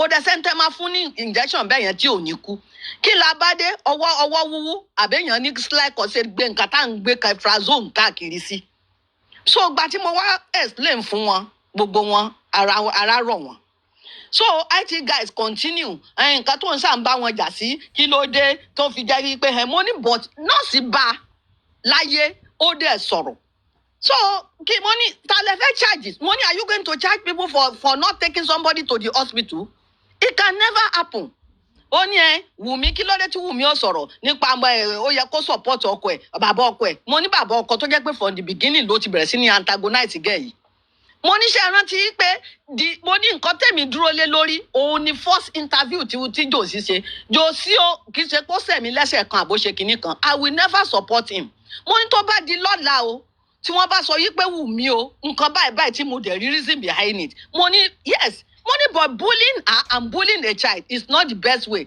bí chairman ṣe sọ nìyẹn then tó fi ní bully ọmọ yìí òun ni kan ṣe kinní kan ṣe DNA mo ní bọ̀ Wùmí sọ pé òun fẹ́ ṣe DNA now Josie ní kẹ́ lọ bá pé kò ṣe nǹkan báyìí because late ọba ní kò sọ̀rọ̀ mo ní ẹ lọ sí TVC news ẹ lọ sí Chudi ó sọ yí pé nǹkan tóun fẹ́ látọ̀dọ̀ wọn ni pé I want to know if this is a conspiracy to murder my husband as a result of this sending this nurse. I want the nurse to be called to what she has done and I want people that bullied my husband to go down mi lè gbàgbé náà wọ́n sọ pé ẹ̀yin gan tiẹ̀ tún mọ̀ ju gbogbo àwọn táwọn mọ̀ lọ mo ní because you people are not following the case you are just jumping on social media one way or the other we are following this case from the beginning. Money in the first instance, everybody failed him because I'm a fan of Mohbad. Anytime tí bá ń play ẹni bíbá, mo ní mo wò lórí YouTube tó ń fi gbogbo egbò hàn káàkiri now. So táwa náà bá mọ̀ pa ní one way or the other tá a fi lè help we will have done it. Èmi gan mo ṣì ń feel guilty. Something in life happen. Mo ní even àwa tó àwa hospital tí nǹkan kan bá ṣẹlẹ̀ you panic and then tí nǹkan kẹ́mi èèyàn bá tó bá bọ́ as a result náà á máa rò wípé I wish I have done this one. Even mommy mi tó kú, we will have taken this. Everybody will be thinking about it. They did their best. Money the only thing tí mo kàn lè sọ ni pé okay ńgbà tó ń sọ pé kí ló tàn gbé lọ sí hospital mo ní nurse yẹn tó wá treat ẹni yẹn nílé instead of her running down looking for antidote she should have said okay let's quickly carry him to the hospital. Nǹkan tí mo lè sọ yìí pé ó ṣẹlẹ̀ nìyẹn because ká ló ń bá mú àdí àyà tí nǹkan bá ṣẹlẹ̀ everybody máa wà panicking demoralized what are we going to do kò sí ẹni tí ò lè ṣẹlẹ̀ sí tí nǹkan bá dẹ̀ ṣẹlẹ̀ lọ hospital nílùú yìí náà is a case study ló máa jẹ́ fún another thing kódà kí èèyàn ṣe mistake kẹ́mi bọ́ nǹkan tó máa ṣẹlẹ̀ náà ni pé wẹ́ẹ́ tó bá ti jẹ́ pé okay tẹ́mi ò bá bọ́ wá ní okay what can we do in the next case study for it not to happen again nǹkan tán máa sọ nìyẹn mo ní but nǹkan tó ń pa mí lẹ́kún òun ni pé wọn ò tí ì bẹ̀rí ọmọ yìí látijọ́ ẹ̀ mo ní ẹ lọ mú ẹran kẹ́ fi sílẹ̀ kẹ́ dé mọ́lẹ̀ in the next 24 hours kẹ́ wò bóyá ọmọ kankan máa ṣẹlẹ̀ sí ká má wàá sọ pé ni wọ́n bá sọ yìí pé ó tí wọ́n ti sín kíní ẹ̀ ti lọ mo ní so ó tẹ́yìn lọ́rùn bó ṣe wà níbi tó wà yìí. Màámi ẹ jọ̀ọ́ torí Ọlọ́run mo fẹ́ step out mo jẹ́ fẹ́ sáré ṣe nǹkan kan kí n tó step out ẹ jọ̀ọ́ ẹ fún mi ní few minutes ẹ jọ̀ọ́. Ọmọ mi, today is not your birthday, but I still choose to celebrate you this way today because I'm more than happy. So, mo kàn fẹ́ ṣe, mo fẹ́ sáré lọ bìkan kí n tó padà dé. I really want to do this. Ara mi ò ní balẹ̀ tí n bá ṣe kí n tó lọ má bí ajayi báyẹn. Orí ó máa ń ṣe wá lára bákan. She understand?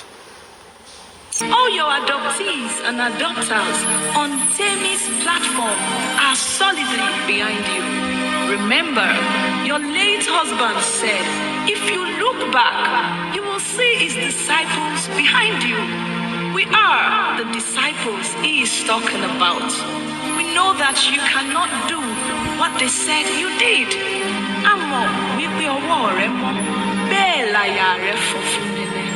We are solidly behind you. We are standing strong for you.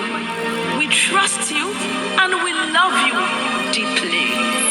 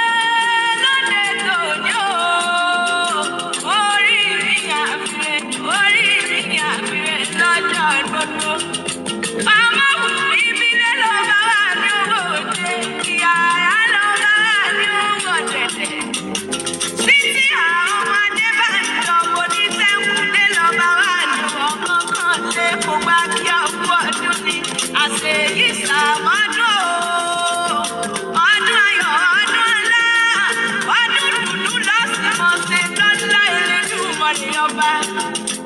Aya àlérí Olúwa promise àlọ́ba tó retí lọ́jọ́ ọjọ́ sí aya mọ́lẹ̀ sáwọn ọ̀dà kọjọkọjọ kọ́lọ́ òǹkọ́mọ́ ọ̀dẹ̀lẹ̀ ẹgbẹ́ ní ire lọ. Mọ̀mọ́ tó bí níyàwó èyí ni mo fẹ́ ní sọ́jọ́ mi lórí tí mo wá kí. A níwọ̀ òkúkú ní báwọn ọdún eléyìí ṣàṣemọ́ lọ́lá ẹ̀dá ní ìwáyé. Ọmọ wo ó pẹ́ ta ní rán mi wá bíná. Ta ló pẹ́ kí n mọ̀ bọ̀ wá sí gbàgede ní ọjọ́ tòní kí n wá mọ̀ kí ọkú ọdún. Ó tó dé mi platform pátápátá ni wọ́n rán mi wá bí o. Àwọn ni wọ́n pẹ́ kí n mọ̀ bọ̀ wá sí gbàgede wọ́n ní wá mọ̀ kí ọkú ọdún. Wọ́n ní okú tọ́jú Líàmù, okú ọ̀sẹ̀dẹ̀, okú kúlé dúró. Wọ́n ní okú tọ́jú ìyọkọ rẹ̀ abiyamọ tòótọ́. Wọ́n lọ ní báwọn fọdún eléyìí ṣàṣemọ́ lọ́lá Ọlọ́run ọba. Lọ́dọ̀ Tẹ́mi platform pátápátá wọ́n ní kò sí bó ti wù kóògùn náà ó lè tán. Ọmọ mi wọ́n ní òní gbógun náà lọ láṣẹ Ọlọ́run ọba wọn ní ṣe ló máa borí. Wọ́n ní àjàṣẹ́ tẹ̀lé tìyẹn lọ́lá Ọlọ́run ọba. Wọ́n wá kò ní báwọn fọdún eléyìí ṣàṣemọ́ lọ́lá dání wáyé.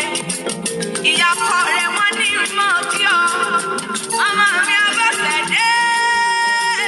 Wọ́n ní ìṣàwọ̀ wọ́n ní kí ọ bí ológun kẹ́kẹ́ wọn láyà rẹ̀ ní ọ.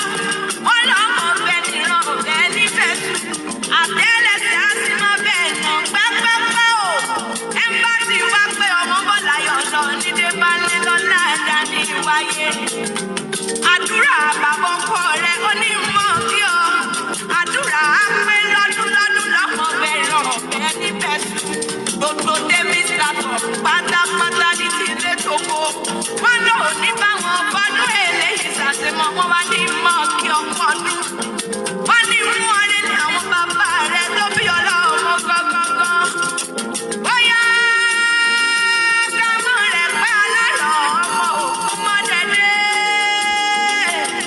Bóyá lẹ́pẹ́ o, torí mo tó ti di ẹja lọ́wọ́ rẹ̀ kí n tó mọ̀ lọ.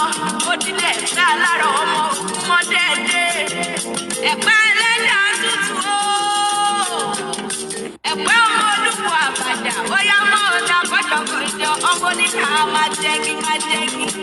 Ọmọ Bùnmi o, ọmọ onídà máa jẹ́ ènìyàn ní àwọn bàbá rẹ̀ tó bí ọlọ́mọ gangan. Ọmọ oníwúrà ní wíwọ́n kírun bàbá rẹ̀ ọmọ apẹja fẹ́jà jẹ́. Ọmọ oníkèyí ò máa ná bóyá mọ́ ọ̀dà kọ́jọkọ́jọ. Àní tó bá ti dọ̀rọ̀. Ọmọ Bùnmi o, oní tó bá ti dọ̀rọ̀ kánà ọmọ wálé nítorí tó bá wá oró ní ọba náà tẹ̀lé ní bàbá rẹ̀ tó bí ọlọ́mọ gangan.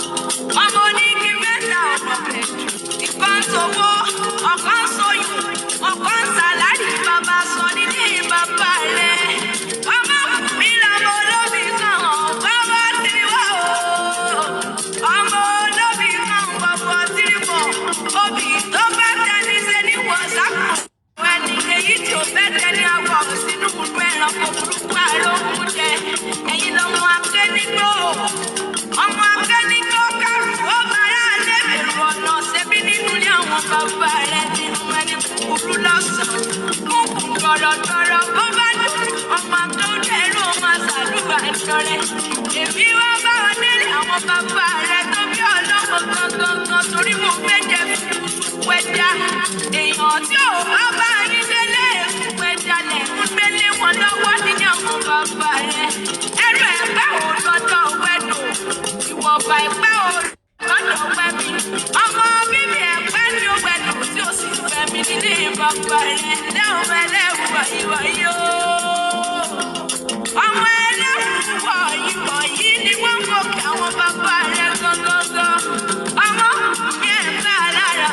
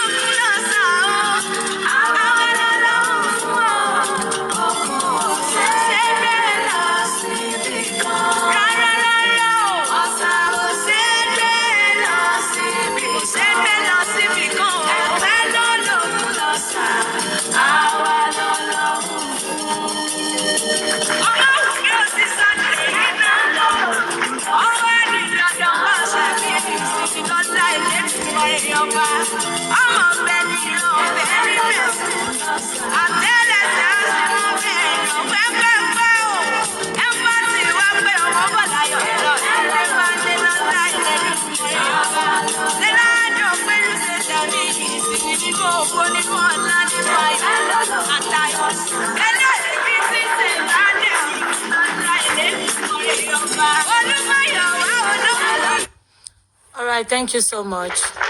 So, Mama Fike Jumawale, Mama Jadi, I want to be on my way out. Thank you, everyone. And what was your madalo? Ambo.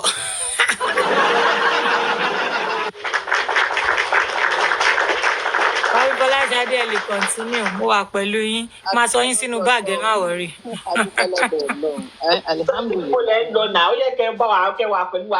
No, mo máa wà ń bí ẹ má wọrí sẹ mo wà pẹ̀lú yín ẹ má wọrí. Alhamdulillah adúpẹ́ tọ́jọ́ òní dé so olóòótọ́ òní kú sí ipò kà láíláí kò dẹ̀ sí bóyá bá lọ lógún ọdún ọjọ́ kan lòtítọ́ bá tí à ń bá jókòó sídìí òtítọ́ ọlọ́run kì í padà lẹ́yìn ẹni tó bá dúró tì ọmọ yìí dúró ọlọ́run dẹ̀ fún ní wisdom láti lè wither age àgbàlagbà kan ò lè go through nǹkan tó go through yẹn kó stand up but ọlọ́run yan àwọn èèyàn gidi ó yàn tí ó tún wá yan lọ́ọ̀yà gidi lọ́ọ̀yà Kàbírù ọlọ́run á dúró ti máà nìyẹn o gbogbo iṣẹ́ tó bá ń ṣe kò ní ṣiṣẹ́ sí lójú wa yìí ni máà yẹn fi máa gba sáànù because he deserve it ọlọ́run á ṣe lágbára ọlọ́run láìpẹ́ láì jìnnà ọlọ́run á gbé wọn ga because ó dúró lánàá aṣọ gbà tá a dárúkọ very dark man tí gbogbo wọn sọ pé we have to mo ní kí ni Yomi bá bọ̀ ó gbowó yín ó sá lọ mo ní very dark man is being sent to come and do so to come and destroy Mohbad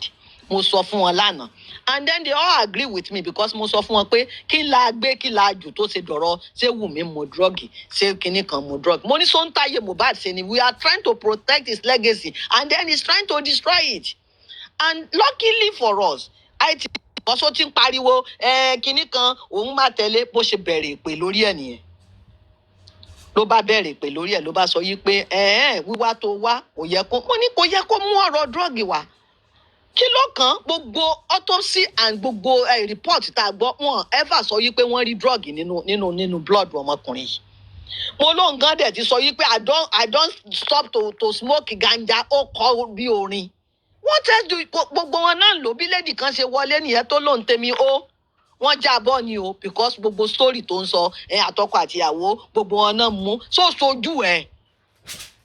So everybody ní we have not agree yìí pé lady yìí wọ́n láti jábọ́ lánàá yẹn but gbogbo nǹkan tó ṣẹlẹ̀ yìí sí Mohbad ó yẹ kí everybody àtọkùnrin àtobìnrin kò sẹ́ni tí ò lè kẹ́kọ̀ọ́ lórí ẹ̀ so everything is a case study ló yẹ kó jẹ́ ó dùn mí o why tó ṣe dùn mí ni pé Mohbad ò rí justice are we sure it is not conspiracy to murder by the nurse and spending. So mo fẹ́ kó jẹ́ yí pé tó bá máa possible kí wọ́n open case wọn up yí pé tó because ọ̀rọ̀ wọn wà suspicious the way tó ṣe fún Mohbad ní abẹ́rẹ́ yẹn ṣé ó mọ̀ọ́mọ̀ ni àbí kò mọ̀ọ́mọ̀ and that all was what Ọmọwùmí has been asking for. Ìgbà tán sọ lánàá kí ló dé tí ò work pẹ̀lú bàbá ọkọ ẹ̀ kó ṣe gbá kó ṣàwo kó lọ máa bá àwọn tó búlì ọkọ ẹ̀ jà mo ní he's going to do it because Naira Marley will not go free Sam Larry will not go free. Tán bá àlá àwọn kan go free it will continue because mo kò fọkọ mi dáná mọ́ ọjọ́ kò sí nínú law Nàìjíríà yìí pé ká máa bully how many people even nílùú yìí tó jẹ́ yìí pé wọ́n ti commit suicide as a result of being bullied. Bullying should not be accepted. àwọn ọlọ́pàá yẹn náà wọn ò ṣe tó lórí ọ̀rọ̀ pé wọ́n fẹ́ ṣe bọ́ọ̀tì ẹ mọ̀ pé tán bá ti lè rówó ó kẹ́ wo gbogbo òrìn tí Yọ̀mí rìn tó ń fún wọn lówó tó ń ṣe gbogbo at the end of the day ibo ló bá wọn dé. àánú kí lorúkọ ẹ ló ṣe mí Kàrímọ́ ó péré ní ọmọ ìyá ó péré ní ọmọ ìyá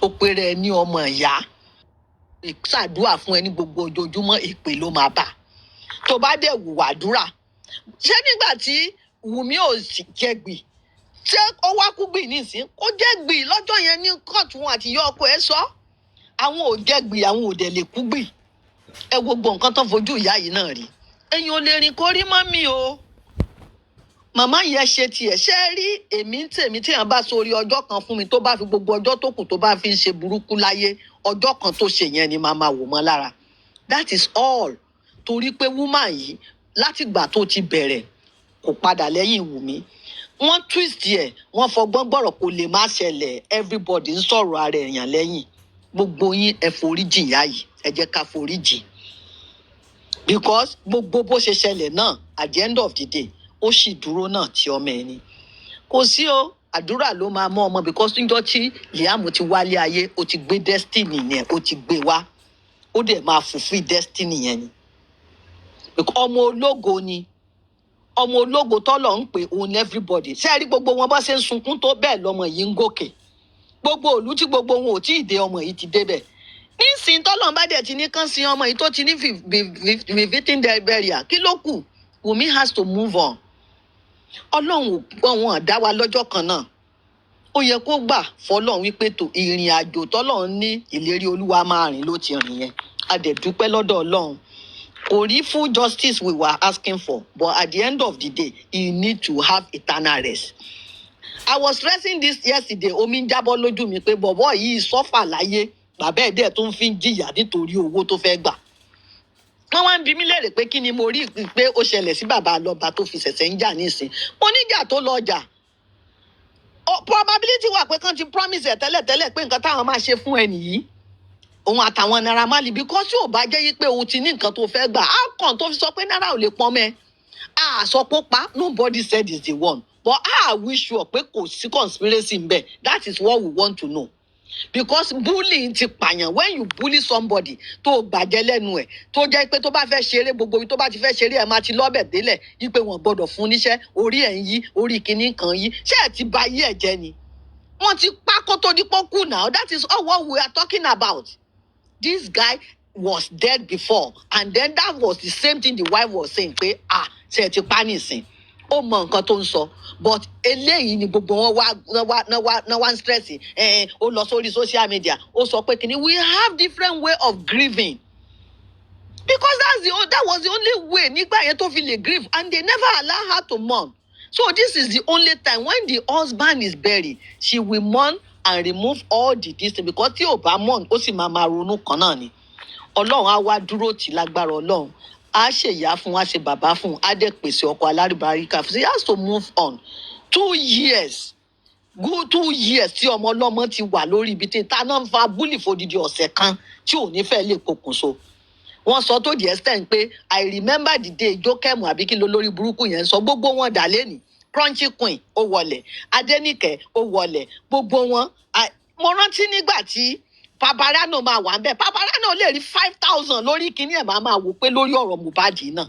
ẹ lọ sórí Amazon people has made lot and lot of money because of him owó náà dá owó tán lè fi ṣe nǹkan tó dáa lórí òkú ọmọ 26 years wọ́n dẹ̀ wá tẹ̀bàtì lórí social media so kán lọ wá nǹkan míì ṣe o ọmọ yìí wọ́n máa sin tó bá wá wùjò sí kó tún sọ pé tòun ò lè ṣe nǹkan kan and then this time around kò tiẹ̀ sí nǹkan tó lè sọ mọ́ because ọ̀rọ̀ ẹ̀ ò lè múlẹ̀ mọ́ torí mo wò lórí TV nísìnyí ló ń ṣẹ́jú pàkópàkó bí o lè nú rèké so owó ti tán ìjẹ́ ti tán látijọ́ ẹ̀ ó ní mo ń sọ fún ẹ lánàá mo ní where is Bẹ̀rẹ̀kẹ̀tẹ̀ today where is Oríyọmí today ó lọ sóyin mọ́ mo lọ sáláròyé ó lọ sígbà ó lọ sáwo ó lọ sí QH radio àwọn yẹn náà fi pawó look at where they are today gbogbo wọn ti lulẹ̀ a máa drag VDM wọ kó mà ní lélẹ̀ tó wà yìí because he cannot go free because he has been from the beginning olóba case yẹn jẹ́ anytime tí bá dẹ̀ ti mention yẹn gbogbo àwọn follower àwọn máa ṣépè fún mi ó tọrọ ní ká má sọ òun náà nísìnyí tó bá tún yá nísìnyí wọn á ní George gbàbọ̀dé ni ẹjọ́ tá a expect kó dá náà ni because he cannot go other way àwa tá a jẹ́ kí lorúkọ ẹ̀ tá a ṣe lọ́ọ̀gan àmọ́ yí pé ibi tó máa alẹ́ àná mo yìí sọ fún wọn bí ìgbà tó jẹ́ pé mo mọ̀ pé court case wà lẹ́ni pé nǹkan the same thing we were talking about nǹkan tí mo dẹ̀ sọ pé ó máa ṣẹlẹ̀ wọ́n ní àwọn 15 tó wà lẹ́kọ́ mo ní ibo ló ti rí tí wọ́n ti charge èèyàn for not taking somebody to hospital it can never happen because this guy has got capacity wọ́n ní ọwọ́ tó wú ọwọ́ ṣẹ̀ṣẹ̀ ń wú ni ó lè jẹ́ pieces of glasses ló wà níbẹ̀ tó bá dẹ̀ ti débẹ̀ tó ń ṣe gbogbo nǹkan so kò sí nǹkan everybody mo mọ̀ yí pé gbogbo àwọn tó wà nílẹ̀ yẹn máa rò pé kálá dẹ̀mọ̀ ká má pè nọ́ọ̀sì o kálá dẹ̀mọ̀ ká má ṣe báyìí o kálá dẹ̀mọ̀ so it happens nǹkan míì máa wà tó máa ṣẹlẹ̀ tó jẹ́ pé a máa rò lọ́kàn ara wa pé kálá dẹ̀ ṣe bọ̀ ó ti kọ́ pé bó ṣe máa kú nìyẹn wọ́n bá gbé lọ sí hospital náà tí wọ́n bá fún lóògùn bẹ́ẹ̀ tó bá máa react ó máa react who say they don't have anaphylactic in the hospital kò síbi tí ò ti lè ṣẹlẹ̀ inú ilé ló kú sí sórí ìgbà tí èèyàn bá kó sójú títì kan tó sọ pé èèyàn kan ló pa ni in the history of Nigeria everywhere kò sí àwa gan ni mo sọ fún yín pé tí èèyàn bá ní egbò lásán báyìí wọ́n máa ní diabetic wound wọ́n ní wọ́n ti sọ lọ́tà ọ̀tá ni wọ́n sọ egbò àdáàjínà náà fi ṣe ìyálé ìyá ẹ̀ ni bàbá kan ni ẹnìkan ló bá jà bọ́ dá mi die of stroke ó dẹ̀ ti wà hypertensive ni wọ́n lóun àti neighbor ló jà wọ́n ní neighbor ni yóò rí wọ́n ní ẹjẹ́ sọ̀rọ̀ yín kẹ́ ẹ má lọ bá neighbor kan jà torí nǹkan tó ṣẹlẹ̀ sí bọ̀dá yìí nìyí. We need to enlighten ourselves. Ẹ wo man tí ó lóun gbọ́ ọmọ lọ sí hospital tó gbé tíyàwó ẹ̀ wà nínú oyún tó lóun gbéyàwó lọ sí hospital tó ń bẹ̀rẹ̀ sí ní ṣépè fún hospital Ahmadiyya nígbà tá a máa gbọ́ story fún rẹ̀ tó máa sọ ó ti pe nọ́ọ̀sì already sílé ìgbà tágbára nọ́ọ̀sì ò ká mọ́ tí gbogbo wàhálà ti ṣẹlẹ̀ náà bẹ̀rẹ̀ sí ní rù lọ káàkiri private hospital wo ló máa gba olóyún tí ò mọ history ẹ̀. We need to enlighten people should go to general hospital. They should stop calling nurses. They should call the gbogbo àwọn à ń lọ sí chemist à ń lọ sí kinní kan tó dòsí gan níbo sọ ti gbọ́ ọmọ ẹ̀ lọ sí hospital rí kó tó máa sọ yí pé ìyàwó ọmọ òun gbọ́ ọmọ ẹ̀ lọ sí hospital. Ó ti sọ pé ìjọ́ tó ń ti ń tọ́jú ọmọ òun chemist ló máa ti ń lọ tọ́jú ọmọ tí wọ́n bá ti pọ̀ ọmọ ẹ̀ látijọ́ ìṣe wò ti ní pa ni. He was lucky yìí pé gbogbo òbò tó ti ń fún láti chemist tó ń gbé lọ he never reacted to it. Ìjọ́ kan náà ni nǹkan kan máa ṣẹlẹ̀ náà. So ó máa kọ́ gbogbo àwọn celebrity wa lọ́gbọ́n because all of them are doing it.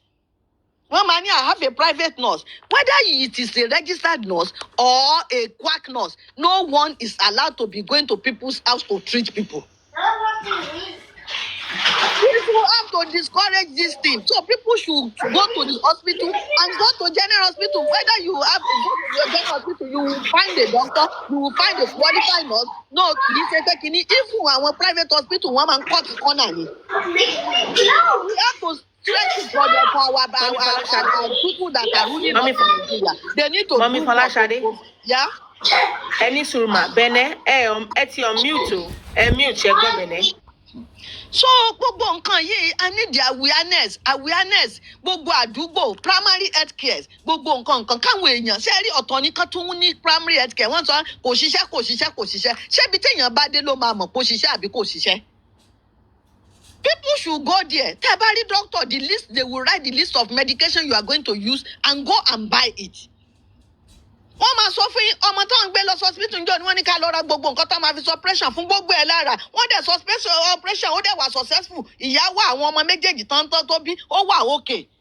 Nǹkan tí mò ń sọ wọ́n ti gbọ́ ọmọ yìí lọ sí private hospital kí n tó sọ fún wọn pé tọ́mọ yìí bá kú pẹ́rẹ́pẹ́ láwọn ìbejì tó wà nínú ẹ̀ wọ́n ní wọ́n fún yín níwèé pé ká ẹ máa lọ sí general hospital láti one general hospital pé àwọn ò ní incubator pé àwọn ọmọ yìí kéré ó wá ní wọ́n lọ pé doctor yìí náà is good hospital yẹn náà wọn làwọn èèyàn ń lò wọ́n ní general hospital ló náà ti ń ṣiṣẹ́ wọ́n wá ń sọ fún mi àwọn máa gbọ́ ọmọ jáde mo ní wọn kò sí accountability ní Nàìjíríà gbogbo àwọn nurses tán ń pa àwọn èèyàn sínú ilé àtàwọn doctor tán dà àwọn private doctor tán ń pa àwọn èèyàn tán bá tí ì mọ charge wọn sí kóòtù irúfẹ́ yìí yóò yẹ kó fi jófin.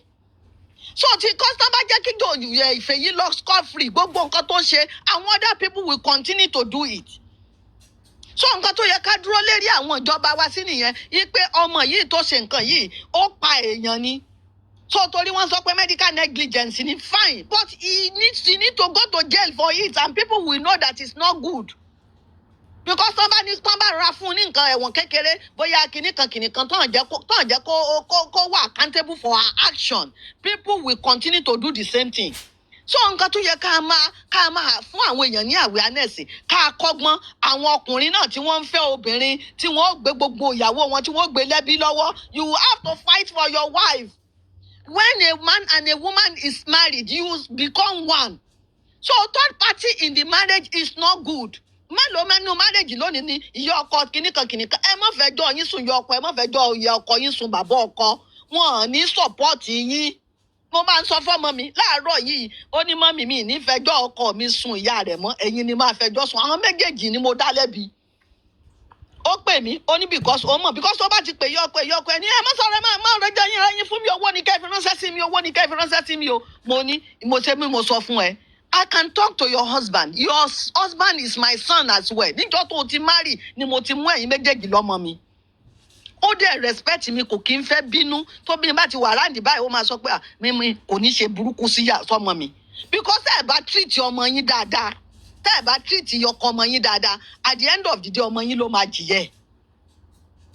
So láyé yìí ẹ jẹ́ ká mú tá a bá ti lè fẹ́ra wọn bẹ́ẹ̀ yẹn ẹ má kọ́ mi. Because báwo ni ìyàwó ṣe máa wà tó jẹ́ yí pé kò ní ẹnu ọ̀rọ̀ sí, cannot say this is what it is. Wọ́n fojú ọmọdé wò. Àgbà ọkọ ọgbọ́n náà, ọgbọ́n orí ọmọ yìí wá ju ọgbọ́n orí gbogbo àti ìyá àti bàbá ọkọ rẹ̀ lọ àti gbogbo ẹbí ọkọ pátá. Èèyàn mélòó ló jáde? I'm very happy yí pé Ọlọ́run wá vindicate gbogbo àwọn ẹbí tó kù. Because Wùmí náà sọ yí pé bàbá yìí nìkan ló dá wà, òun àtàwọn ará social media. Nísìn at the end of the day nísìn gbogbo wọn nísìn they can now come out yí pé àwọn ò support nǹkan tí Jòsí ṣe o. Ojú kòkòrò gbogbo owó tó gbà nísìn sí ò ti náwó tán. Àbí ó dàbí pé yìí ṣẹ̀ṣẹ̀ tó ń gba àwọn owó kan fún níjó ní àmọ́ nǹkan tó ń fẹ́ fi ṣe. Bóyá àwọn ò tún wá appeal sílé ni o, a lè sọ. But tó bá wù wọ́n o kí wọ́n lọ sọ́run kí wọ́n lọ wá lọ́ọ̀yà o. Ibi tí kéèsì máa happen tó máa ṣẹlẹ̀ sí náà ló ti sọlẹ̀ sí. Wùmí is going nowhere. Ọmọ òfò kan ní VDM kìíní kan tèmi àti ẹ̀ńjọ́ ń búra wa lánàá. Wùmí pa kìíní kan immediately they come from Kenya kìíní kan gbogbo narrative tán mú wá wọ́n gbé drug sínú ẹrù ẹ̀ ó ṣe kìíní kan kankan.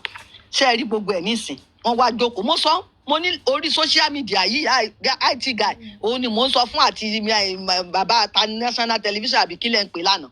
Ó ń gan gbogbo ọ̀rọ̀ tí mo sọ sí lánàá, he couldn't see anything, was clapping for me. Mo lẹ́yìn náà wà lára àwọn tó bọ̀rọ̀ jẹ́ because gbogbo yín lẹ gbogbo àwọn ẹni ọlọ́pàá òṣìṣẹ́ ṣe comprehensive kí lorúkọ investigation tó bá tiẹ̀ parí ti búlì.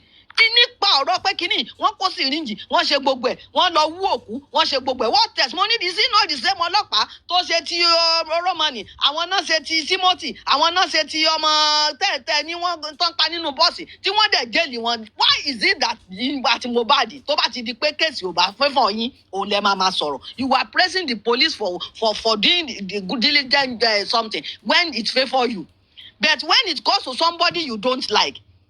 Mo ní ẹ jẹ́ ká stop pé tọkọ bá ti kú ká máa sọ pé ìyàwó ló pa ní Nàìjíríà. Bullying of widow. Gbogbo yín lẹ bímọ obìnrin tó bá jọ ọmọ obìnrin yín ni wọ́n ṣe rú ẹ léèsí ṣẹ́nu yín máa dùn. Wọ́n sọ fún wọn lánàá gbogbo yín lẹ bímọ obìnrin abímọ ọkùnrin abímọ obìnrin tó bá jẹ́ pé ọmọ yín obìnrin ló fi ọkọ tí irú nǹkan báyìí ṣẹlẹ̀ tí gbogbo ayé wa gbogbo ẹ̀ dẹ̀ máa ṣẹlẹ̀ sí wọn o. Gbogbo ẹni tó gbógun ti ọmọ yìí ò lè lọ lásán. Because Ọlọ́run ò kí mọ́ ní ẹ wá ti torí ọ̀rọ̀ lọ́rọ̀ gbogbo yín ti gbẹ̀sẹ̀ níwájú Ọlọ́run. Ọlọ́run ti sọ pé nǹkan tí ò bá sojú wa ká má sọ. Bíbélì níwádìí ohun gbogbo dájú kò dẹ̀ sí nínú Kùránì náà ká má sọ nǹkan tójú wa ò tó. Ẹ wá mú ọmọ yìí ẹ mú ọmọ kékeré ẹ bẹ̀rẹ̀ sí ní búlì ẹ̀. Mo ní ìwọ chairman yìí ó mú ọmọ ọlọ́mọ. Mo ní níbo what audacity what right are you people having to go to somebody's this thing into the family matter láti lọ́ọ́ máa bèrè DNA? Tẹ́yìn báyìí láwọn ìyàwó tó ń pọ̀ máa lè wá fún yẹ́ẹ̀dẹ̀ lọ wá DNA àwọn ọmọ yín instead of coming for her. Ṣé DNA ló pa ọmọ ló pa oní nọ́ọ̀sì tó gún lábẹ́rẹ́ ni? Kí la gbé kí la jù? Gbogbo nonsense tí gbogbo wọn ṣe lórí social media yìí.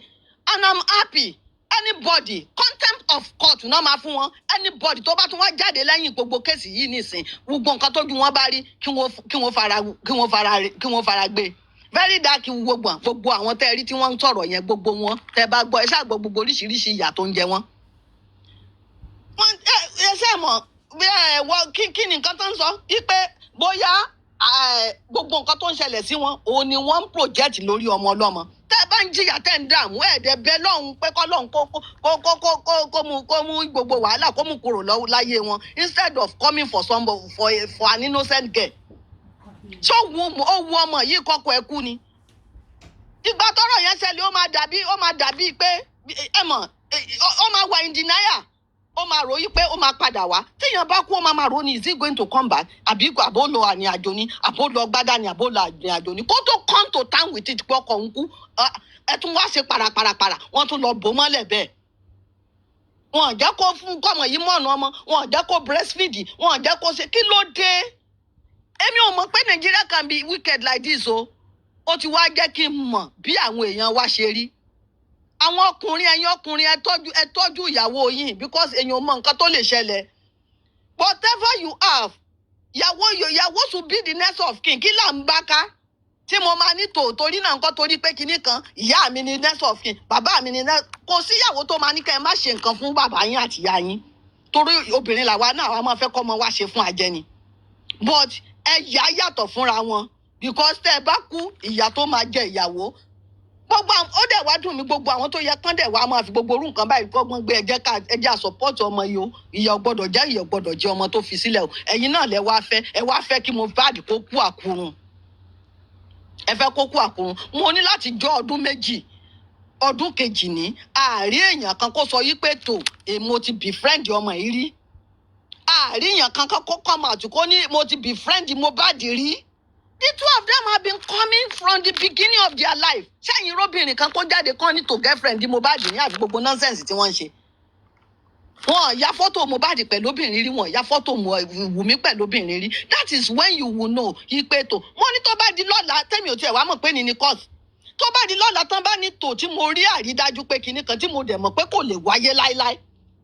Mo ní obìnrin làwa náà. Àní tẹ̀lé mọ́ but for this situation ní tu bẹ́ẹ̀ mi ṣe wáyé o títí ayérayé tí ò bá tí ń bá tí rí òtútọ́ pé òtútọ́ ní nǹkan báyìí ṣẹlẹ̀ èmi ò lè gbẹ̀sẹ̀ lórí ọ̀rọ̀ ọlọ́rọ̀ mo dẹ̀ dúpẹ́ lọ́dọ̀ ọlọ́run láti gbà tí ọ̀rọ̀ yìí ti bẹ̀rẹ̀ àdúrà la fi ń ran ọmọ yìí lọ́wọ́ ọlọ́run dẹ̀ ṣe gbogbo ẹ̀yin tẹ́ ẹ dúró ọlọ́run á dúró tì í lágbára ọlọ́run because téèyàn bá dúró lórí òótọ́ téèyàn dúró lórí ẹ ṣáà dúró lórí òótọ́ kò síbó kódà kó jẹ́ 20 ọdún ni àná wọn yìí sọ fún mi ó lè jogún ọdún tó irú kéèsì báyìí wọn lè òkú lè wà níbì kan mo lókùn wo ló máa wà níbì kan because this has not been done wọ́n gbé mo ní sẹ́ẹ̀ tún wọ́n fẹ́ àpìlì lórí autopsy kínní àti kejì ni because I don't really know what they want. This girl has won from the beginning. I've been telling them kò sí bí mo ṣe máa jáde tí mo máa sọ fún wọn pé àná ẹ̀ ní kéèsì. That is the reason why she is not having more than one lawyer. They don't have any case. Kò sí owó tó fẹ́ gbà ó ti gbà owó ti ná tán. Èmi ò mọ ibi tó fẹ́ fojú sí báyìí o.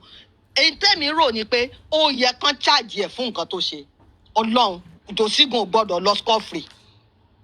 Èèyàn kì í wúrú ó jẹ́ deterrent fún gbogbo àwọn bàbá ọkọ alátẹnujẹ bàbá ọkọ olè. Gbogbo àwọn bàbá ọkọ olè alátẹnujẹ tó jẹ́ pé ẹ máa dúró ẹ máa gbógun tí ọmọ ọlọ́mọ tẹ́ bímọ ti yín. Ó bímọ tiẹ̀ náà olójú kòkòrò olè alátẹnujẹ ó wá sọ àwọn ará social media ó sọ wọn gbogbo wọn dẹ̀ tún ti padà lẹ́yìn ẹ̀ nísìn so gbogbo àwọn tó tẹ̀lé sí kóòtù náà kan jọ kóra wọn kan lọ gbalé kan máa lọ jọ gbé nísìn torí mi ò mọ ibi tí kìíní àbó tó máa fẹ́ àpìlù kéèsì báyìí ó lọ sí DPP olóògbọ́ nǹkan tán sọ kí ló fẹ́ kan sọ ká ní nọ́ọ̀sì ò wálé tí mò ń sọ lánàá nìyẹn mo ní ká ní nọ́ọ̀sì ò wálé tí nǹkan kan ṣẹlẹ̀ báyìí ẹ sọ fine a lè sọ yí pé tòótọ́ wọ́n lè kìnìkan but nọ́ọ̀sì wálé ṣé nọ́ọ̀sì ò fún lábẹ́rẹ́ ni nọ́ọ̀sì pleaded guilty what else do you want and the nọ́ọ̀sì tó dẹ̀ pleaded guilty kò fẹ́ kí ẹ̀wọ̀n tán máa fún un kó pọ̀ ni bí mo ṣe wá ń sọ tí kí lórúkọ ẹ sọ lánàá ó wá ní kí yẹn enlighten òun chairman mo ní sórí tetanus injection tó fún láìvì yẹn ó ti kọ́kọ́ paná ó ní mo tún ti fi kẹ́wọ̀n nọ́ọ̀sì o ó ní mo ti fún wọn ní yes tetanus injection tó fún IV mo ló ti kọ́kọ́ paná kó síbi tí èèyàn ti máa fún yàn because vaccine ni you don't give it IV ó ní bó wà ní wọ́n ti fún mo ní ẹ lè fún lápá àti intramuscular àbí ká ẹ fún nídìí but ẹ wá lọ fún bó ṣe fún yẹn láti from day one tó ti fún lábẹ́rẹ́ mo ti ń stress fún anybody that care to lis ten I used to tell them but nígbà tó tẹ̀ jẹ́ pé orí gbogbo wọn ti gbálẹ̀ narrative tí wọ́n ti wà ni wọ́n wà lórí mo níṣẹ́ ti rí gbogbo wọn nísìn èyí tó máa ti mọ́ Mohbad ló pọ̀ jù nù wọn o because mo níṣẹ́ rí gbogbo yín majority of you ẹlòmíì tí ọkọ ẹ ti kọ́lẹ̀ iṣẹ́ ti bọ́ lọ́wọ́ yín ẹlòmíì ṣe exam kò paasi nítorí ọ̀rọ̀ yìí nígbà tí mo ti wò ó tẹ́lẹ̀ tí gbogbo nǹkan sọ kò sí bí n bá ti jókòó báyìí tí n bá ti ń gbọ́ wọn mo kàn máa ń fi wọn ṣe ẹ̀yẹ ni but I care to tell because níjọ́ tí mo ti lọ sọ́dọ̀ paparano tó ti bú mi ni mo ti já tó ti já mi bọ́ mi ò débẹ̀ mọ́ mo kàn máa wà lórí comment section bá dẹ̀ ti sọ á bú mi but àná torí pé mo rí pé wẹ́ nǹkan táwọn IT guy ń sọ jẹ́ kémi náà kọ́ mi ó dẹ̀ pè mí sókè òun gan dẹ̀ agree pẹ̀lú mi ó ní kì í ṣe pé òun agree ó ní the only thing ni pé kí ló dé táwọn èèyàn ò gbé lọ sí hospital mo ní this guy has capacity ìwọ náà dẹ̀ gbé nílùú òyìnbó anybody that has capacity and say I don't want this you cannot drag him so nígbà míì wà orí kúkú ń jẹ́ kẹ́lòmíì para ẹ̀ but it's not his own way because of his experience ni. ọmọ mi fọlá ṣadé ọjọ́ òla máa sùn jòsí ó tápà pẹ̀lú evidence àbí ṣé bá jẹ́ wọn máa wọ jòsí. ìjọ tí mo ń sọ ni he has to be sued and then Naira Marley and Sam Larry wọ́n máa ń láti sún wọn nígbà tó ń sọ pé mo ní ẹ jẹ́ kí kéèsì parí Wùmí ní right láti sùn ẹ̀ gbogbo wa dẹ̀ fọ́lù ẹ̀ Naira Marley Sam Larry wọ́n láti lọ́lẹ̀ fún because from day one ló ti ń sọ yí pé wọ́n búlì ọkọ òun kí ló dé tó jẹ́ yí pé ẹ dẹ̀ máa pariwo ẹ gbọ́ Wùmí náà sì ń said anything àní kò sọ tó pọkọ ẹ̀ ṣé tí ń dùn yín ni mo ní ṣé tí ń dùn yín ni àbẹ́ kú lórí ni mi ò ríru tí wọ́n rí o Wùmí come and talk Wùmí come and talk. Mọ́mì ẹ jẹ́ à celebrate. ẹ jẹ́ kí Cinderella sí o. ẹ̀yin fáànù Mohbad gan ni ẹ tún mọ Cinderella. ẹ jọ ẹ tẹ bá fẹ́ sùn jòsí ẹ jẹ́ ká mọ òye tá máa dá. wàhálà ẹ máa dáwọ́ ẹ ṣàjẹ́ ká mọ. ṣé báyìí ni lọ́ọ̀yà wa. ṣé bẹ́yìn ni lọ́ọ̀yà in the house. ẹ mọ̀ pé mi ò sí Nàìjíríà. ẹ̀yin àti Pythagoras ẹ jẹ́ àṣẹ o. àwa tẹ. mọ̀mí ọlọ́jọ́ ẹ̀wà mọ̀mí ọlọ́jọ́ ẹ̀wà ẹgbẹ́ wa dé bẹ́ẹ̀ ṣá lọ sí. ọlọ́jọ́ wa máa ṣe pé fún jòsí ìyẹn ṣọ́ 100. yàrá.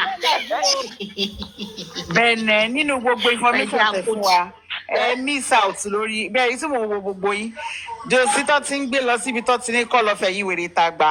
tí mo sọ.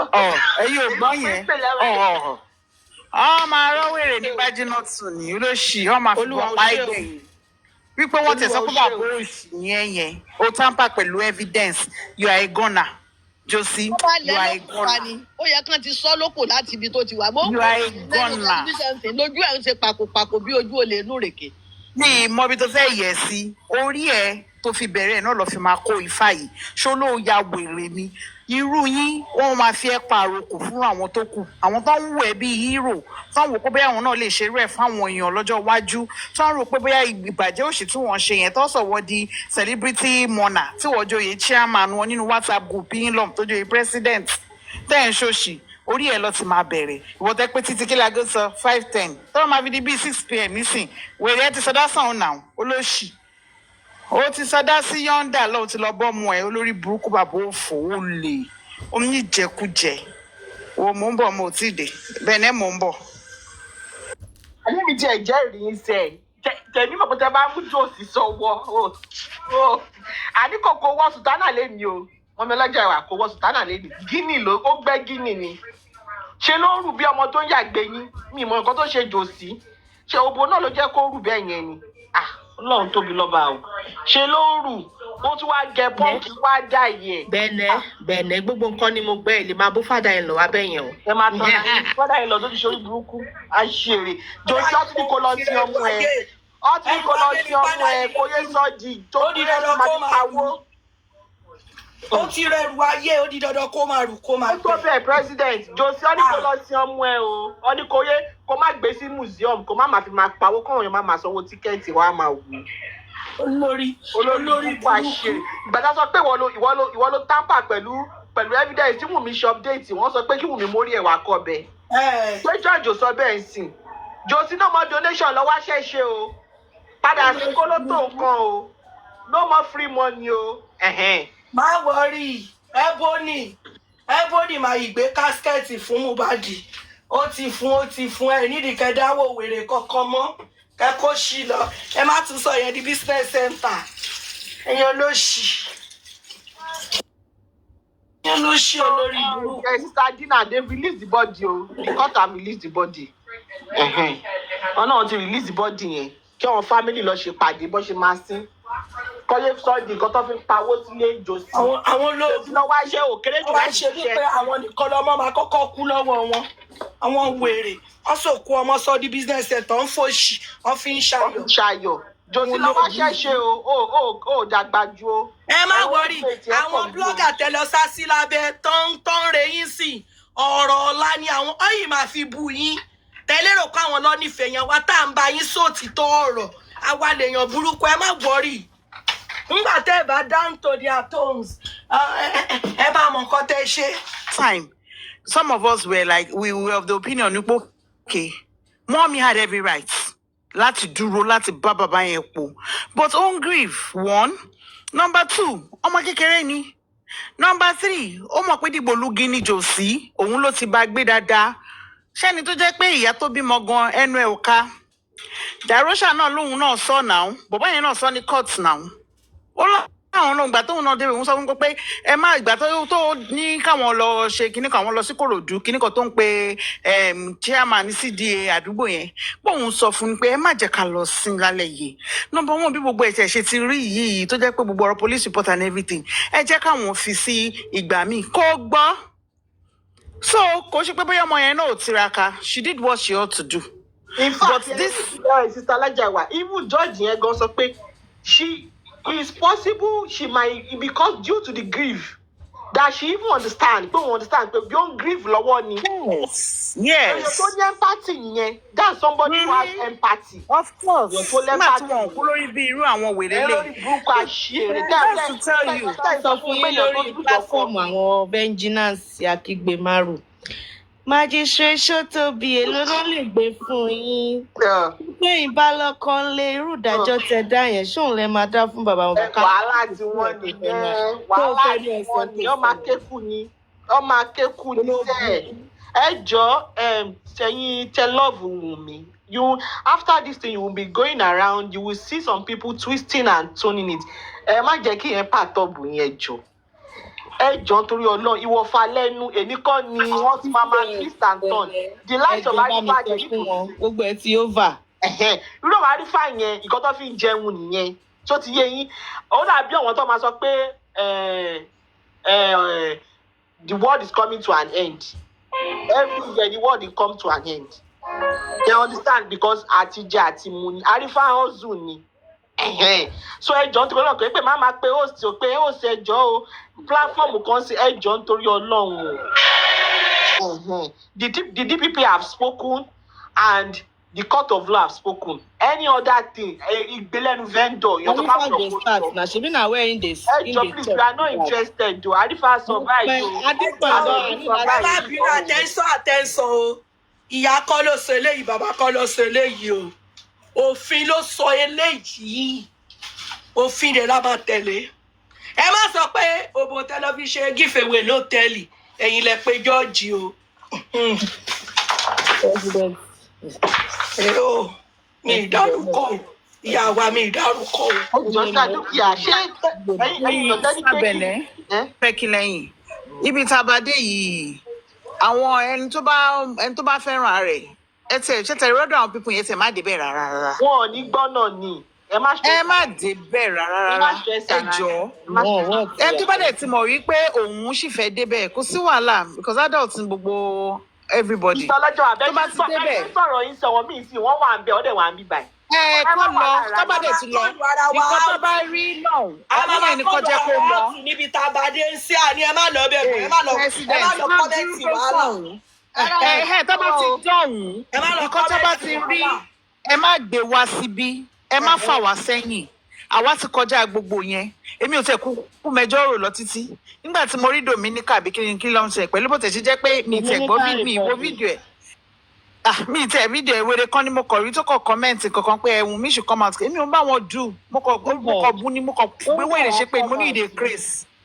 You dey craze ni mo sọ bẹ̀rẹ̀ fún wèrè mi ò ráyè ẹjọ́.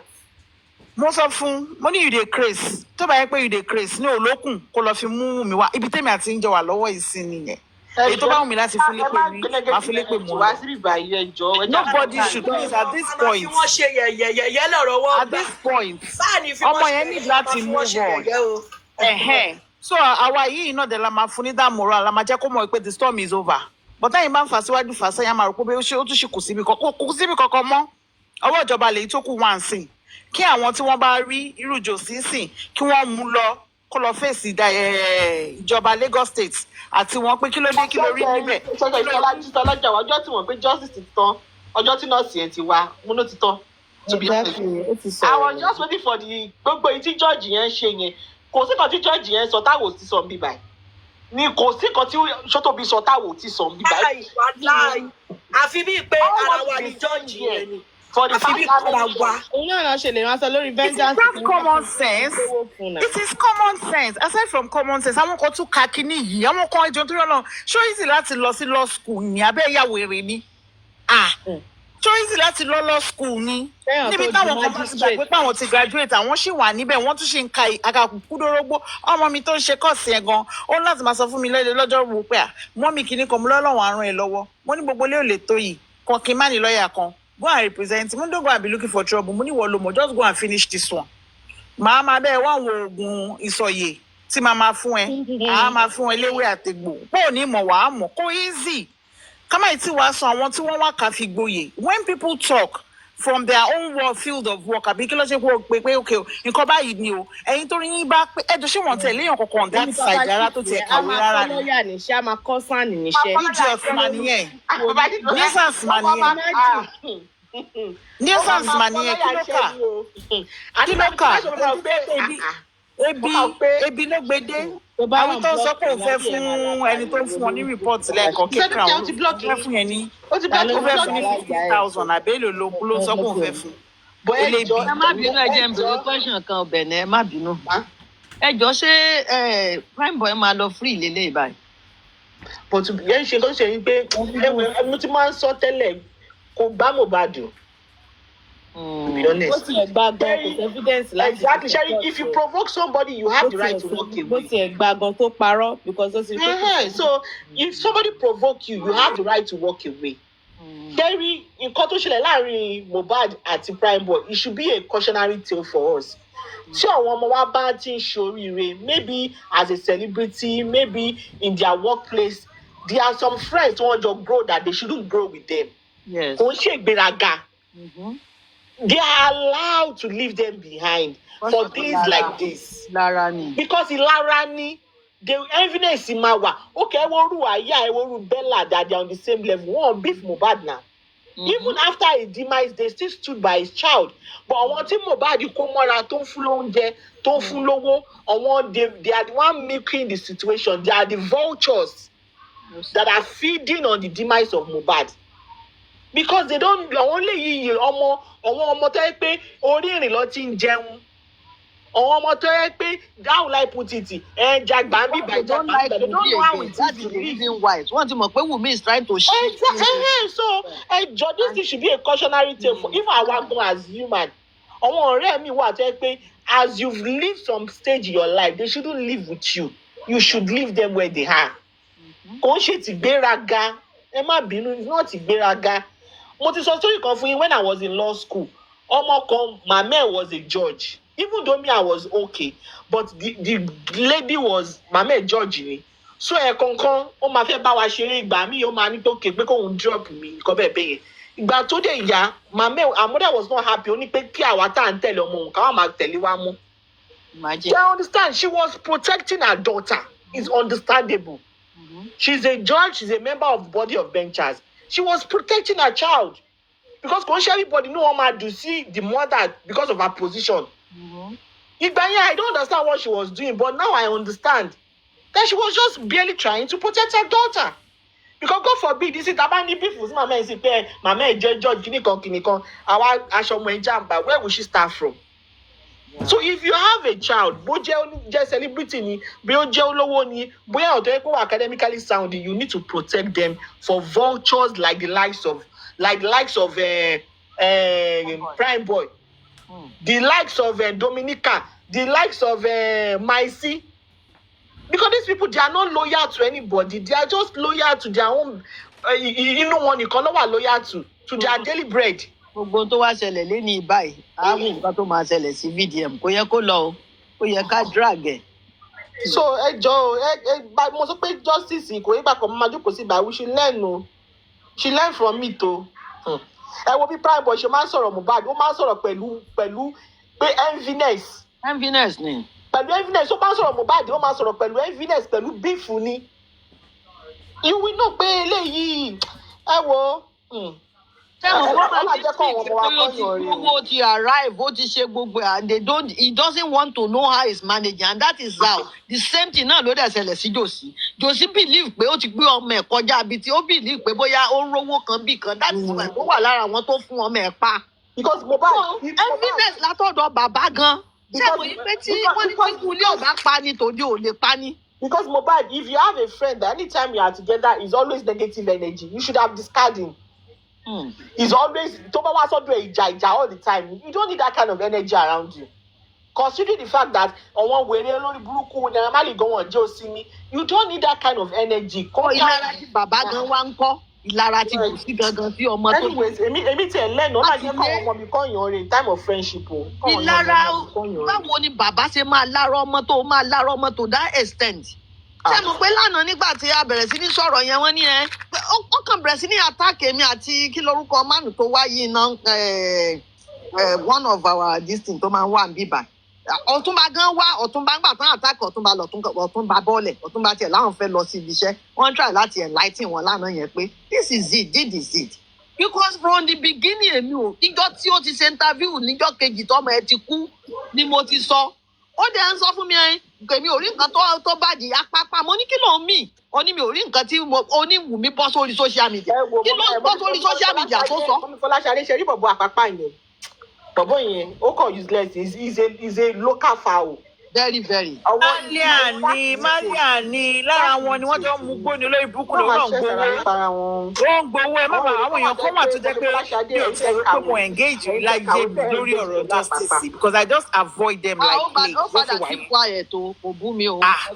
Because wọ́n mọ̀ nǹkan tó ń ṣe, ẹ jẹ́ kí n sọ fún yín mà, ṣé ní gbogbo nǹkan tẹ̀ sọ fún wọn yẹn, ẹ rò pé wọ́n mọ̀ dáadáa for good 22 months, wọ́n follow gbogbo story back to back, but because they are not ready to let go one for their own selfish interest, because gbogbo wọn bá ṣe wà wọn fi make owó ni kò sí kankan nínú wọn tó lè bọ́ta tó máa sọ fún mi pé òun ò fi ọ̀rọ̀ yìí pa owó ni ṣé wàá àwọn kan wà nínú wọn àwọn náà tí wọn àwọn náà fẹ́ fi jàjà wípé òkè o nígbà Temi platform a gbọ́dọ̀ gbà fún wọn ìjà yẹn làwọn yẹn ń jà tiwọn àwọn náà ti mọ gbogbo ẹ ti fojú hàn wọ́n ti mọ̀ pé kò síbi kankan tó ti lè mú mi kí ló ṣẹlẹ̀ ṣé gbangba kọ́ ni gbogbo nǹkan tí à ń ṣe tó ṣẹlẹ̀ yìí nìyẹn wọ́n la ṣe ní kọ̀rọ̀ kò sẹ́ni tí ò lọ sí court nínú wọn from their side àwọn náà ní representative from our side àwọn èèyàn náà lọ even people that are neutral ẹlòmíì gan kan akọ random people just walk into the court ẹlòmíì àwọn àpá ṣé kẹ́sì Mohbad lọ ṣe bíbá àwọn náà àwòkọ́ jẹ́ sáré gbọ́n nǹkan tó ń sọ so kò sí kankan tó fi ń bò níbẹ̀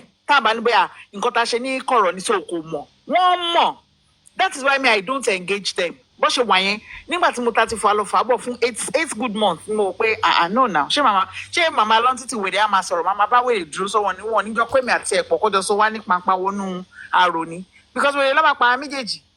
àdúpẹ́ o wèrè ní. ká tún dúpẹ́ lọ́wọ́ Ìyábọ̀ Òjó o. So as it is báyìí nísìnyìí let us just learn from all this.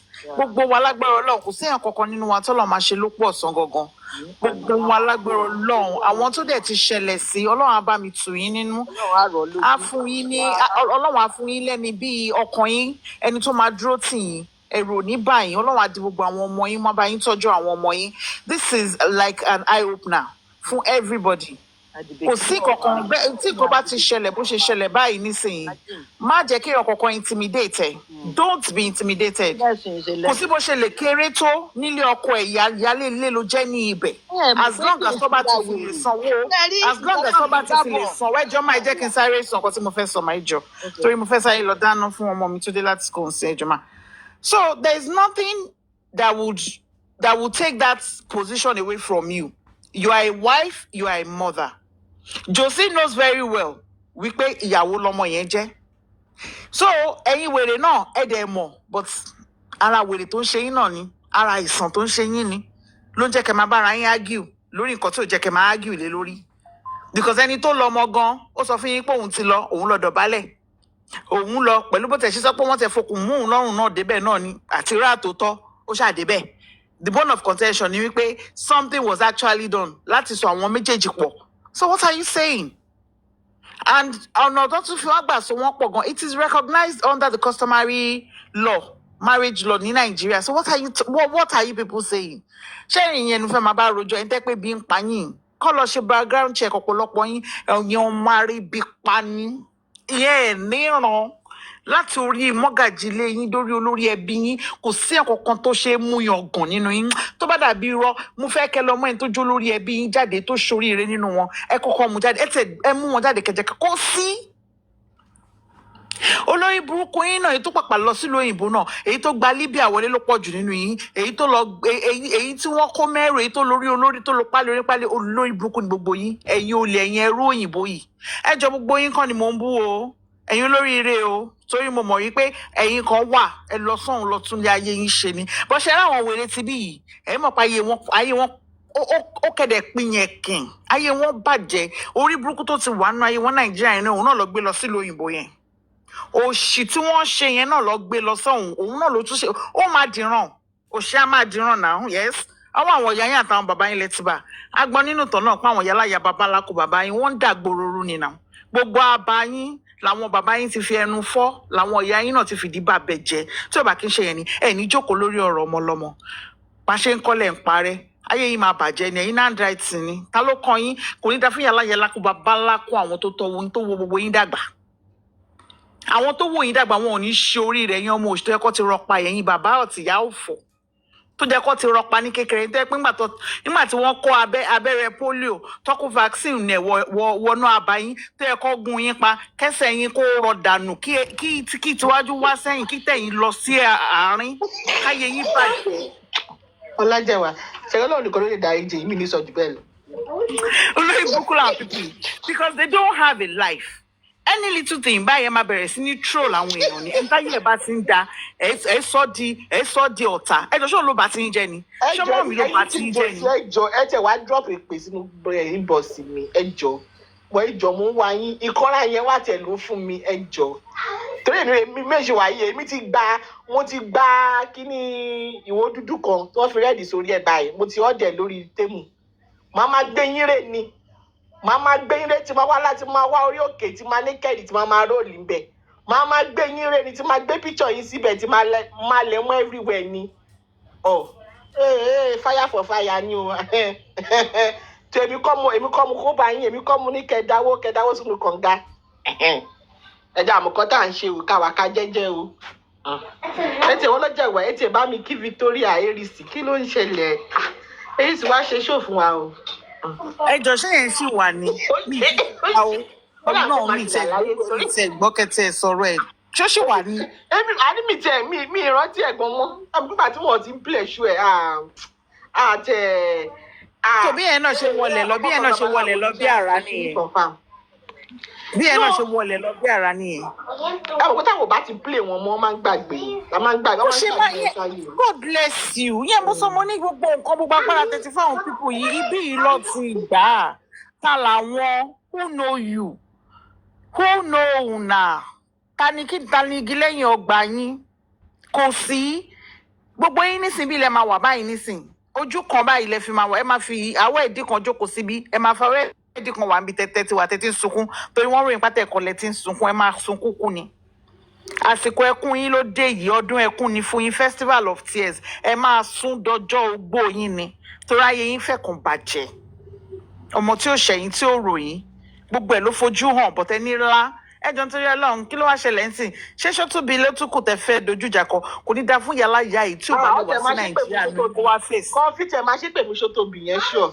ṣé ṣótóbi ló ń pe màmá yẹn kò ní dáa fún sórí èyí tí ò bá ti lè wá nínú yín tẹ́ mọ̀ wípé ọmọ ọkọ ní tèmi dẹ̀ mọ̀ pé ọmọ àlè ní tó bẹ ṣe wà yẹn ìyá kan bàbá 15 ló bí yín olórí burúkú ní ẹ̀ máa wọn ya yín àwọn àtọ oríṣiríṣi tó wà nínú ẹ̀jẹ̀ yín náà ló jẹ́ kẹ́ máa ṣe bí wèrè kiri tí ò bá kí ń ṣe yẹn ni at 60-50 plus ẹ wà lórí social media ń ṣorí burúkú ẹ ń dá owó ẹkún àtowó ọ̀fọ̀ táwọn ọmọ yín máa kó èrè ẹ̀ lọ́jọ́ iwájú gbogbo bẹ́ẹ̀ ṣe ń da níbi tẹ́ ń kó sí àjọ ni àwọn ọmọ yín máa kó ìyẹn gara kò sí ẹ̀kọ́ tó lè bá yín dù ẹ kó ojú lọ́nà ìdílé yín ẹ̀yin lẹ kó ojú lọ́nà tìyẹn wàhálà tí yín ni bọ̀ lórí èyí tá à ń sọ yìí gbogbo yín èyí tó bá tó bẹ́ẹ̀ nínú yín ẹ̀yin ẹ máa bọ̀ nàìjíríà kẹwàá fèsì enough of the social media fight and buhaha ariwo yẹn ti pọ̀ jù but then ṣàmáníkájá má gbó ni ìran ajá ló máa ń gbó náà fẹ̀kọ̀tẹ́lẹ̀ ìran àgbò ló máa ń kàn ẹ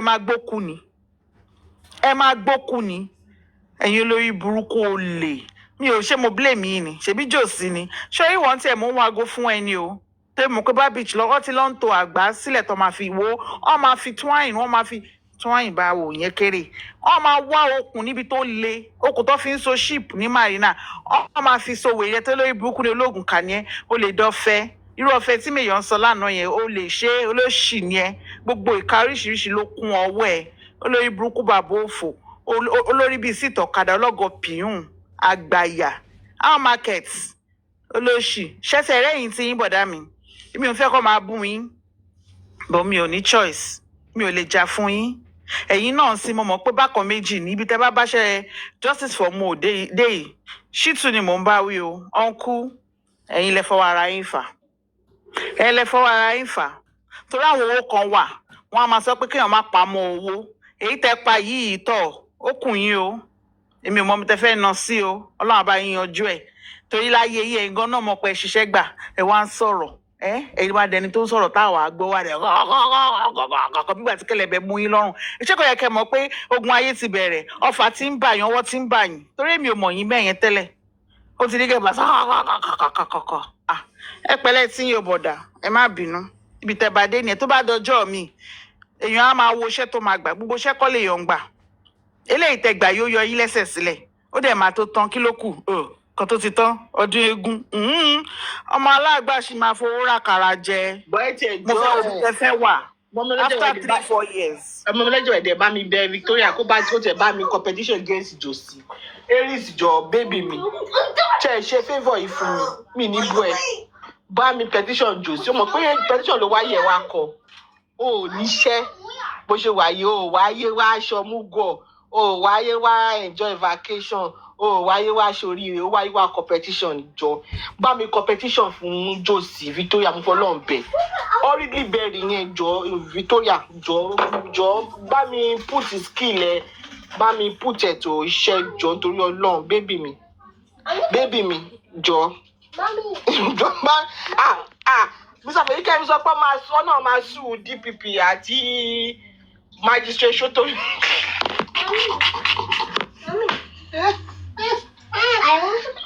Sísọ lọ́jà wa ọ̀nà máa sùn jọ́jọ́.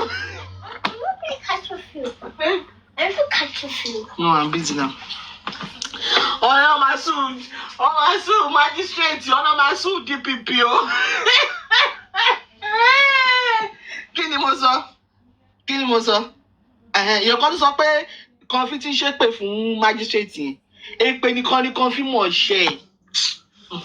Èpè nìkan ni kan fi mọ̀ ṣe èpè ní èpè láàárọ̀ lọ́sàn-án lálẹ́ èpè ẹ jẹ́ pé kò kọjá yàrá ẹ̀ tọ́ílẹ̀tì tó ń gbé Germany yẹn.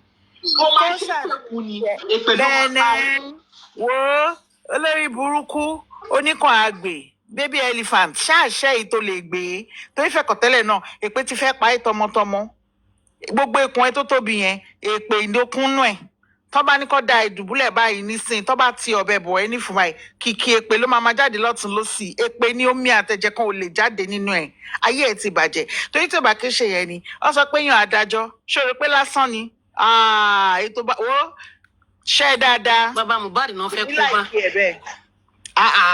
àní kò tiẹ̀ ṣe dáadáa wọ́n léèyàn jẹ́ adájọ́ o rò pé èyí tó wọ yẹn ríǹgì yẹn oní fáyàfáyà jesus ṣé wọn pé jésù tiẹ̀ òun ló ní sùúrù jésù á máa fún yín ní long rope bóyá ọmọ awálé bóyá wàá repent wàá mọ̀ wo ara tó bá sán ní ìlú tó wà báyìí tó bá gbọ́ tí nǹkan náà ṣáná báyìí ikú ẹ̀ ní straight ṣé ló yá wèrè ni ẹ̀yin olórí burúkú. gbogbo ọlọ́jà rẹ̀ jẹ́ páyín lẹ́rìí fẹ́ sọ story kan fún yín ọjọ́ client mi kan àwọn fẹ́ lọ apply fún bail application yẹn ní magistrate court n bá ṣàárẹ̀ láàárọ̀ ọ̀dọ̀ ẹ̀ka wà níwájú magistrate ẹni kí ni client mi ṣe.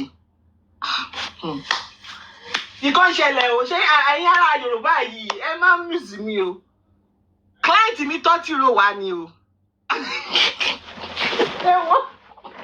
ẹ wọ mo ń pé máa yọ ojú ẹ òdúdú báwo kí ni mo kíláàtì mi tó ti rò wá ni o.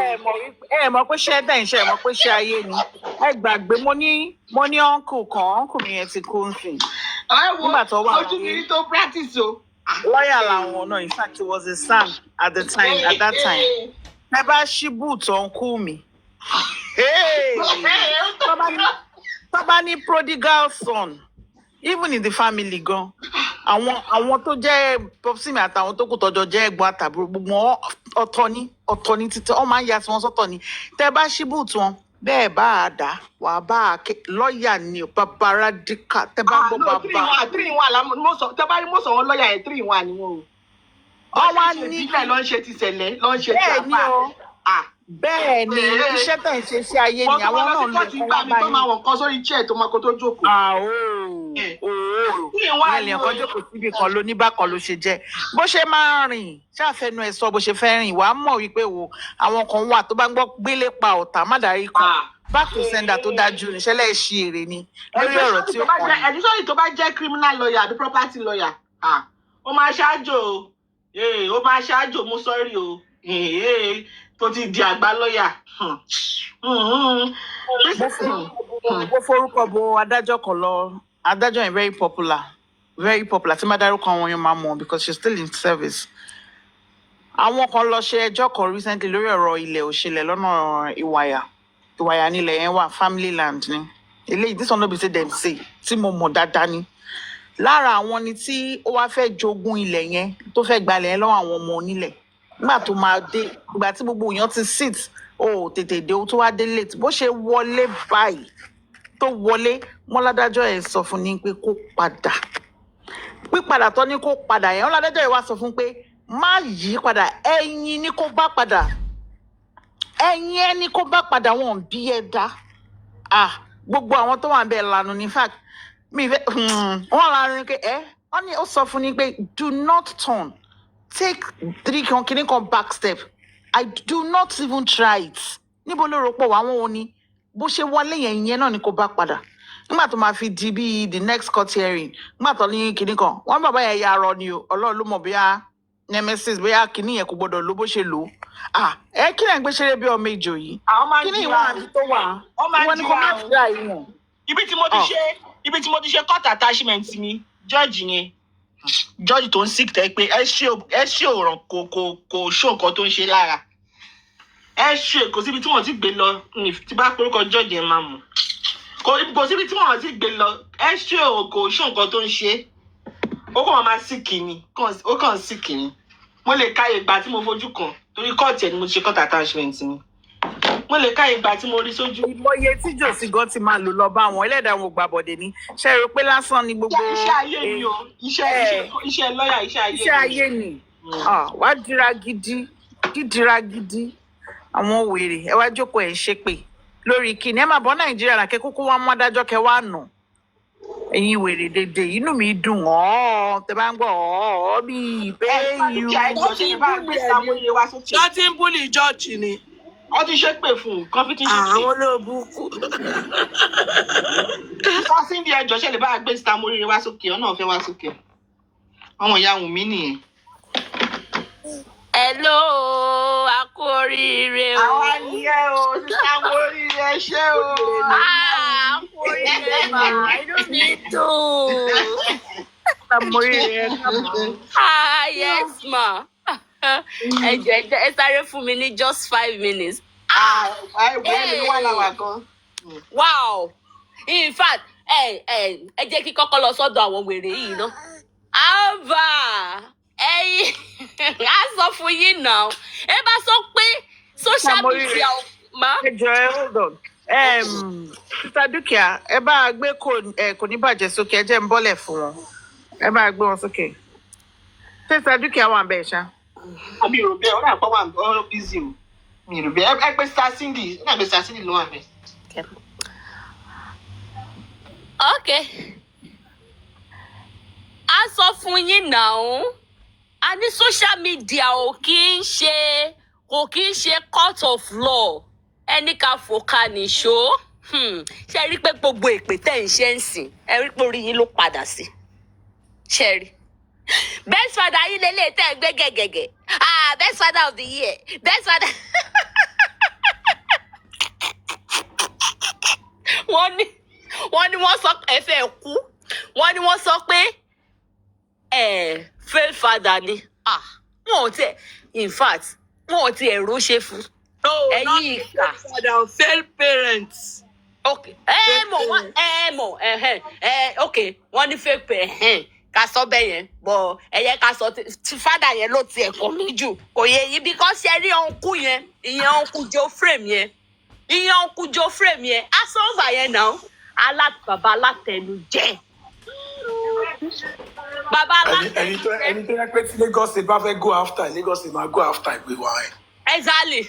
Go after. They can go after him because he wastes the resources and money of taxpayers in Lagos. Can you imagine? He even went out there. Him and his people went as far as denting the image of Lagos State. Lagos State. Alva, anti-corona falejo. Alva, anti àgbàyà. Nǹkan tó tẹ̀ ṣe léni tó dùn èmi. Ọ̀pára inú ò ní kú ebi tó bá wà. Mo wá sọ platform ẹ̀ mo wá kí yín pé congratulations ẹ̀ ti ní justice o. Mo wá sọ pé Yomi Alpha orí tí mo kí Yomi ò dẹ̀ bínú blọ́ọ̀kì mi. Kò ní bá mi gbọ́. Ẹ ṣọ́ra yín o. Ẹni tó kọ Gaza bẹ́ẹ̀ yẹn bá lọ kó wà láti. Àwọn èèyàn sì president ọtí mọ̀ pa bòsì ni wọ́n á ṣe. Ẹyin kò ẹ̀ náà. Pèrè máa mi kàn fún mo lẹ́yìn ìwé rẹ̀ aláìníṣẹ́. Mo kàn ní bàbá rẹ̀ lọ bí àwọn kò ní bá dé. Bí bàbá rẹ̀ lọ ṣe ibà ìwé gbà mí blọ́ọ̀kì lẹ́sẹ̀kẹsẹ̀ ni. Ẹyin kò náìsì àtọ́. Mo ní bàjẹ́ ẹjọ́ yẹ kí Sàmúlì rẹ̀ jù sọ bí ìṣẹ̀jẹ̀ má dùn. Okay, so ngbà tá à ń bá yín sọ lọ́jọ́ ṣé bá rí ẹ̀yẹn uncle Joe frame yẹn Joe frame àfòkù ọmọ ní frame. Alva anti-corona falejo ń ṣe ló wáyé sábọ̀ mi ò mọ ibi tí wọ́n ti kó gbogbo ẹ̀yin ọmọ Ondo State yìí wá lẹ́yìn ìgbà tó bá ti pick irú àwa yìí àti irú àwọn kankan bó ṣe the rest of you kì í ṣèyàn mo máa wò pé wọ́n lọ bá kí ló dé ta ṣe rí àwọn ọmọ Ondo State tí wọn ò tiẹ̀ ní kankan bẹ̀rẹ̀ látòrí anti-corona falejo ń ṣe ló wáyé sábọ̀ bó ṣe máa ga ọmú síta lélẹ̀ tó máa pariwo tá máa fẹ́ fúnfẹ́ wẹ́mí aṣáná ṣó tán yín. A sọ fún yín gbà yẹn yín wèrè tẹ máa ń kọ́mẹ̀tì òfò kiri ṣé mo nǹkan tẹ́yìn fojú mi rí. What happened to bàbá Mohbad we happy to you. Ẹ̀yin wèrè afọ́fúngbẹ́mu ṣé mo pín máa ń sọ fún yín tẹ bá wá àtàkì mi. Táwa ní nǹkan tó happen sí Mohbad ò ní happen sí báyìí láàrin èmi àtẹ̀yìn. Ẹ̀yin tó jẹ́ pé ẹ̀ ní ronú ẹ̀ ní làákàyè ńgbà mi máa rí kọ́mẹ̀tì mi máa dẹ̀ máa wo pé ìwọ Ọlọ́run ẹjọ́ ibo làwọn pípù yìí fi ọpọlọ sí. Yóò tẹ̀ wá sí mi ńgbà mi gan mi ò tiẹ̀ dá mi lóyún mi máa tẹ̀ delete ẹ̀. Wọ́n wá bá wàá gbọ́ ṣé torí pé ó ti gbowó lo iṣẹ́ owó ẹ̀ ló ń ṣe lébi tó jẹ́ pé àwọn péjì mi tó jẹ́ pé péjì tó monetize tó jẹ́ pé tí followers pọ̀ lórí ẹ̀ tí wọ́n tẹ̀ report ẹ̀ ẹ̀yin yìí ẹ̀ ní ṣe nǹkan tó dáa jẹ́ ọ̀bí Joe frame Alva téèyàn bá ti wà tí bàbá bá ti wà torí mi ò mọ nǹkan tó fi ní best father of the year. Mo sọ ń gbà yẹn mo ní ìwọ tó bá lè lanu tó bá lè sọ pé Josio is the best father of the year definitely wọn ò lè rí nǹkan kankan nípa ọkọ yín àbí bàbá yín àbí àwọn ọkùnrin tó bá súnmọ́ yín because ò lè ní ọkùnrin gidi sílé kò ní bàbá gidi káwọn ọkùnrin kó máa perú Joe frame yẹn ní best father of the year. Kéèyàn jáde kó sọ nǹkan tó ṣẹlẹ̀ ó ponú gan nǹkan tá a ti máa analyze láti ayé ìgbà tí Mohbad ti kú nìyẹn pé báwo ló ṣe máa rí ẹ̀jẹ̀ tó délé tó máa rí ẹ̀jẹ̀ tó dẹ̀ lọ gbé ọmọ yẹn tó lọ sí ọmọ yẹn Any ká fòkàní show báyìí ni o àwa ni anti justice èmi tẹ̀ máa ń gbà tó bá ti sọ pé anti justice máa ní bẹ́ẹ̀ ni every brother every sister eléyìí tẹ́ bá lè fi kún gbogbo ẹni ẹ fi kún because àwa yìí máa ń sọ èmi ò ń sìn di àbòsí ó ní mo ṣe pé fún gbogbo ẹ̀yin ọkùnrin tẹ́ wà lórí platform yìí pátápátá in fact mo gbé fún yín tó bá ń sọ pé ọkùnrin tó fi ń yangàn mo ṣe mọ̀ pé àwa obìnrin sìn àṣìlè máa ṣe tó bá fẹ́ sọ pé àwa obìnrin wọ́n á sọ pé wọ́n ní àwa women supporting women now ẹ jẹ́ ká fún àwọn ọkùnrin yìí ní kudos bẹ̀rẹ̀ látòrí Mr. Dawa ló tẹ̀ jẹ́ kí n mọ tèmi platform anyway bẹ̀rẹ̀ látòrí wọn o bẹ̀rẹ̀ lọ sórí àwọn Mr. Lọ́wọ́ tí bá tẹ̀ ti gbé fídíò Mr. Lọ́wọ́ tó sì yẹn gbàgbé ó máa ń ṣí ẹ̀ lọ ni wọ́n gbọ́ àwọn pípù yìí wọ́n ní ọpọlọ tó bá sọ pé ọpọlọ ìwọ tó bá ń wá ọkùnrin alálùbáríkà máa fi ti àwọn pípù yìí àwọn gbogbo àwọn ọkùnrin tó wà lórí tèmi platform ìwọ tó bá ìmárì ni o máa fi wọn tọrọ because ọkùnrin ni wọ́n. ọkùnrin wa o kò ní bàjẹ́ àǹkó. bẹ́ẹ̀ ni kò ní bàjẹ́ ni o ọ̀túnba sí ni ọ̀túnba kejì ni o Mr. Pythagoras ni o Mr. Lwatosi gbogbo yín pátápátá ẹ̀yin ọkùnrin tí mi ò tẹ̀lé like àwọn kan náà tún wà tó jẹ́ pé mi ò tí wọ́n tún máa ń comment gbogbo ẹ̀yin ọkùnrin tẹ́ bá ṣáà ti ń tẹ́ tí ń wá sórí tèmi platform yìí ọ̀tẹ̀ ní platform yìí tẹ́ ń defend nǹkan tó dáa mọ irú ọkùnrin tẹ́ jẹ́ ni o mọ iyì ara yín Ọlọ́run ò ní jẹ́ kẹ́ mọ iyì ara yín àwọn ìyàwó tẹ́ ní wọ́n ní the best husband in the world wọ́n ní àwọn ọmọ yín wọ́n ní the best father in the world téèyàn lè fi yan gan kì í ṣe olórí burúkú ọkùnrin because ó take èèyàn tó jẹ́ pé tó jẹ́ èèyàn gidi mi pẹ̀lú mọ́mí mi à ń sọ̀rọ̀ lẹ́nu yẹn mọ́mí wọ́n máa ń kọ́mẹ̀tì dáadáa bíbá mọ́mí Fọlá à ń sọ̀rọ̀ lẹ́nu mo ní ó tẹ̀kẹ̀ èèyàn tó bá wicked láti lè sọ́pọ́tì Josi ọ̀tọ̀ dẹ̀ ni Jofrem however tí wàhálà yìí tí ó bá mọ̀ ń sọ eléyìí ò ń ṣe pé ọ̀rọ̀ ẹ̀ pé social media ilé ọgbọ́n ni wọ́n máa kọ́ ẹ all because of money all because of àtẹnujẹ mo ń bọ̀ lọ́dọ̀ ẹ kí n ṣe kí àwọn ọkùnrin olóríire ta ní bíbá yìí kí n kí wọn olóríire ní Ọlọ́run ní jẹ́ kẹ́ mọ iyì ara yín tó bá ń sọ pé best man téèyàn lè fi yangàn kó máa pray fún yín ni ẹ̀yin ni Mr. Dawa sọ pé àgbà tí mo kọ́ gbọ́ mo gbọ́ ẹ má jẹ́ nǹkan tá a bá ti rí ní kẹjẹ́ ká sọ ẹ má jẹ́ ká sọ nǹkan tá a ò rí in fact mo gbé fún yín o gbogbo yín pátápátá inú mi máa ń dùn tí bá ti rí wọn pé wọ́n ń sọ̀rọ̀ ní ká má tí wàá sọ pé àwọn ìyá lálùbáríkà tí Ọlọ́run fún wa Ọlọ́run ni mo máa ń sọ Ọlọ́run ní jẹ́ kẹ́yìn ò mọrú ìyá tẹ́ jẹ́ ni mọrú ìyá tẹ́ jẹ́ in fact mo gbé fún yín lẹ́ẹ̀kan sí lágbára Ọlọ́run ní jẹ́ káwọn ọmọ wa ṣíléyà àti ọkùnrin àti obìnrin wa Ọlọ́run ní jẹ́ kí wọ́n ṣíléyà Wùmí mo kí ẹ kú oríire congratulations mo kí ẹ kú oríire lẹ́ẹ̀kan sí búlì la pé kí ló kù tó fẹ́ sọ kí ló kù tẹ́ fẹ́ sọ ń sìn kí ló kù à ń sọ social media ò kí ń ṣe court of law ẹ gba court lọ Wùmí lágbára ju gbogbo Wùmí lágbára ju president Nàìjíríà lọ afẹ́bẹ́ mọ̀rúkọ àtẹ́mì ní inú mi dùn tí bá ti ń gbọ́ alágbára ni nǹkan tá à ń wá náà nìyẹn ẹ̀yin afọ́fúgbẹ́mu kẹ́rí ọmọ 24 years old ọmọ 24 years ẹ wá máa fi compare ó ṣe báyìí ó ṣe kíní kan báyìí ó ṣe báyìí lọ́jọ́ báyìí. Sọ́ọ́rì wo ni Josi fẹ́ sọ fún Liam tó bá dàgbà? Ọlọ́run kí ló kí ló fẹ́ sọ òótọ́ kí ló fẹ́ sọ àdẹ̀sọ̀rọ̀ yìí bàbá yìí ó ti dalé ara ẹrù social media lápè ó fún gbogbo wọn láàyè wọ́n bẹ̀rẹ̀ sí ń drag àwọn ọmọ ẹ̀ wọ́n drag ẹ̀ bọ́n ṣe ń drag ẹ̀ lọ eléyìí tí wọ́n sọ sí Blessing ṣé tí àǹtí koron fàlejò gbogbo ọ̀rọ̀ ló fẹ́ sọ eléyìí tó sọ sí Blessing ṣé ó máa kúrò lẹ́ni ṣé wọn àwọn fámìlì ọkọ ẹ̀ tí ní máa fi bu ni pé bàbá ẹ̀ ò ṣe alẹ́ jẹ́ lèmi kọ́ mo sọ o látẹnu wait I'm coming látẹnu best father látẹnu best speaker wọn ni o ṣé ìyẹn ni ká sọ ni àbẹ́lẹ̀ tó sọ fún àdúrà all because of money tàdé ń wo ń gbà yẹn gbé gbogbo eléyìí àwọn pípù yìí ń ṣiṣẹ́ fún Naira Marley wọ́n ti gbowó bàbá Mohbad wọn wá lọ gbé mọ́ wa wá bá gbogbo nǹkan jọ bàjẹ́ anyway wàhálà tí ẹ nìyẹn bọ́ bàbá Mohbad aṣọ bóyá lẹ́mí yín máa fi last o kò ń ṣèpè o lélẹ̀ tẹra wọlé yìí ẹ̀mí yóò lè last kò lè last mi ò gbádùn mi ò ṣépè fún yín o but àrùn ojú ni so lẹ́ẹ̀kan sí náà mo kí gbogbo wa pé a kú oríire o Wùmí o kú oríire o kú ogun Àjàyí Statemi God bless you happy birthday to Statemi's husband àwọn ní tí o bá ń ṣerú wọn in fact ẹ jẹ́ ká mo gbé fún yín náà o Statemi mo dẹ̀ gbé fọ́kàn yín èèyàn ni wọ́n o àwọn ló yẹ kó máa pè ní adúró tì ní lọ́jọ́ ogun le ṣé wàá rí ẹ̀yin tó kù ẹlẹ́sìn tó kù wọ́n ní aṣọ ẹ̀wọ̀n ẹ ẹ̀yin afọ́fùgbẹ́mu ẹ̀yin tó jẹ́ pé ẹ wà nílùú ìlú tẹ́ wà like look at that way ló máa jókòó síbi kan jọkọ̀ ń ṣe pé gbẹ́gbẹ́ ẹ̀yin tẹ́ ń sẹ̀pẹ́ ti wì mí pátápátá mò ń wò pé wọ́n lọ kí lè ìwọlé yìí ìlú ẹ̀tẹ̀ tí wàá lọ súnmọ́ ìlú mi ṣé bí àwọn ìlú wọn náà tún ṣe bàjẹ́ tágọ̀dù pé mi ò rí ọmọ ìlú mi gangan tó jẹ́ ọ̀wọ̀ tí wọ́n ṣe mọ̀ ọ̀wọ̀ wọ́n máa ń wà lára wa respect ni tó ń ṣe rádaràda yìí o bọ ìlú ti wéèlì yẹn ó kàn wà lẹ́gbẹ̀ẹ́ ìlú wa ni ẹ mọ wéèlì àwọn ọmọ yín jẹ́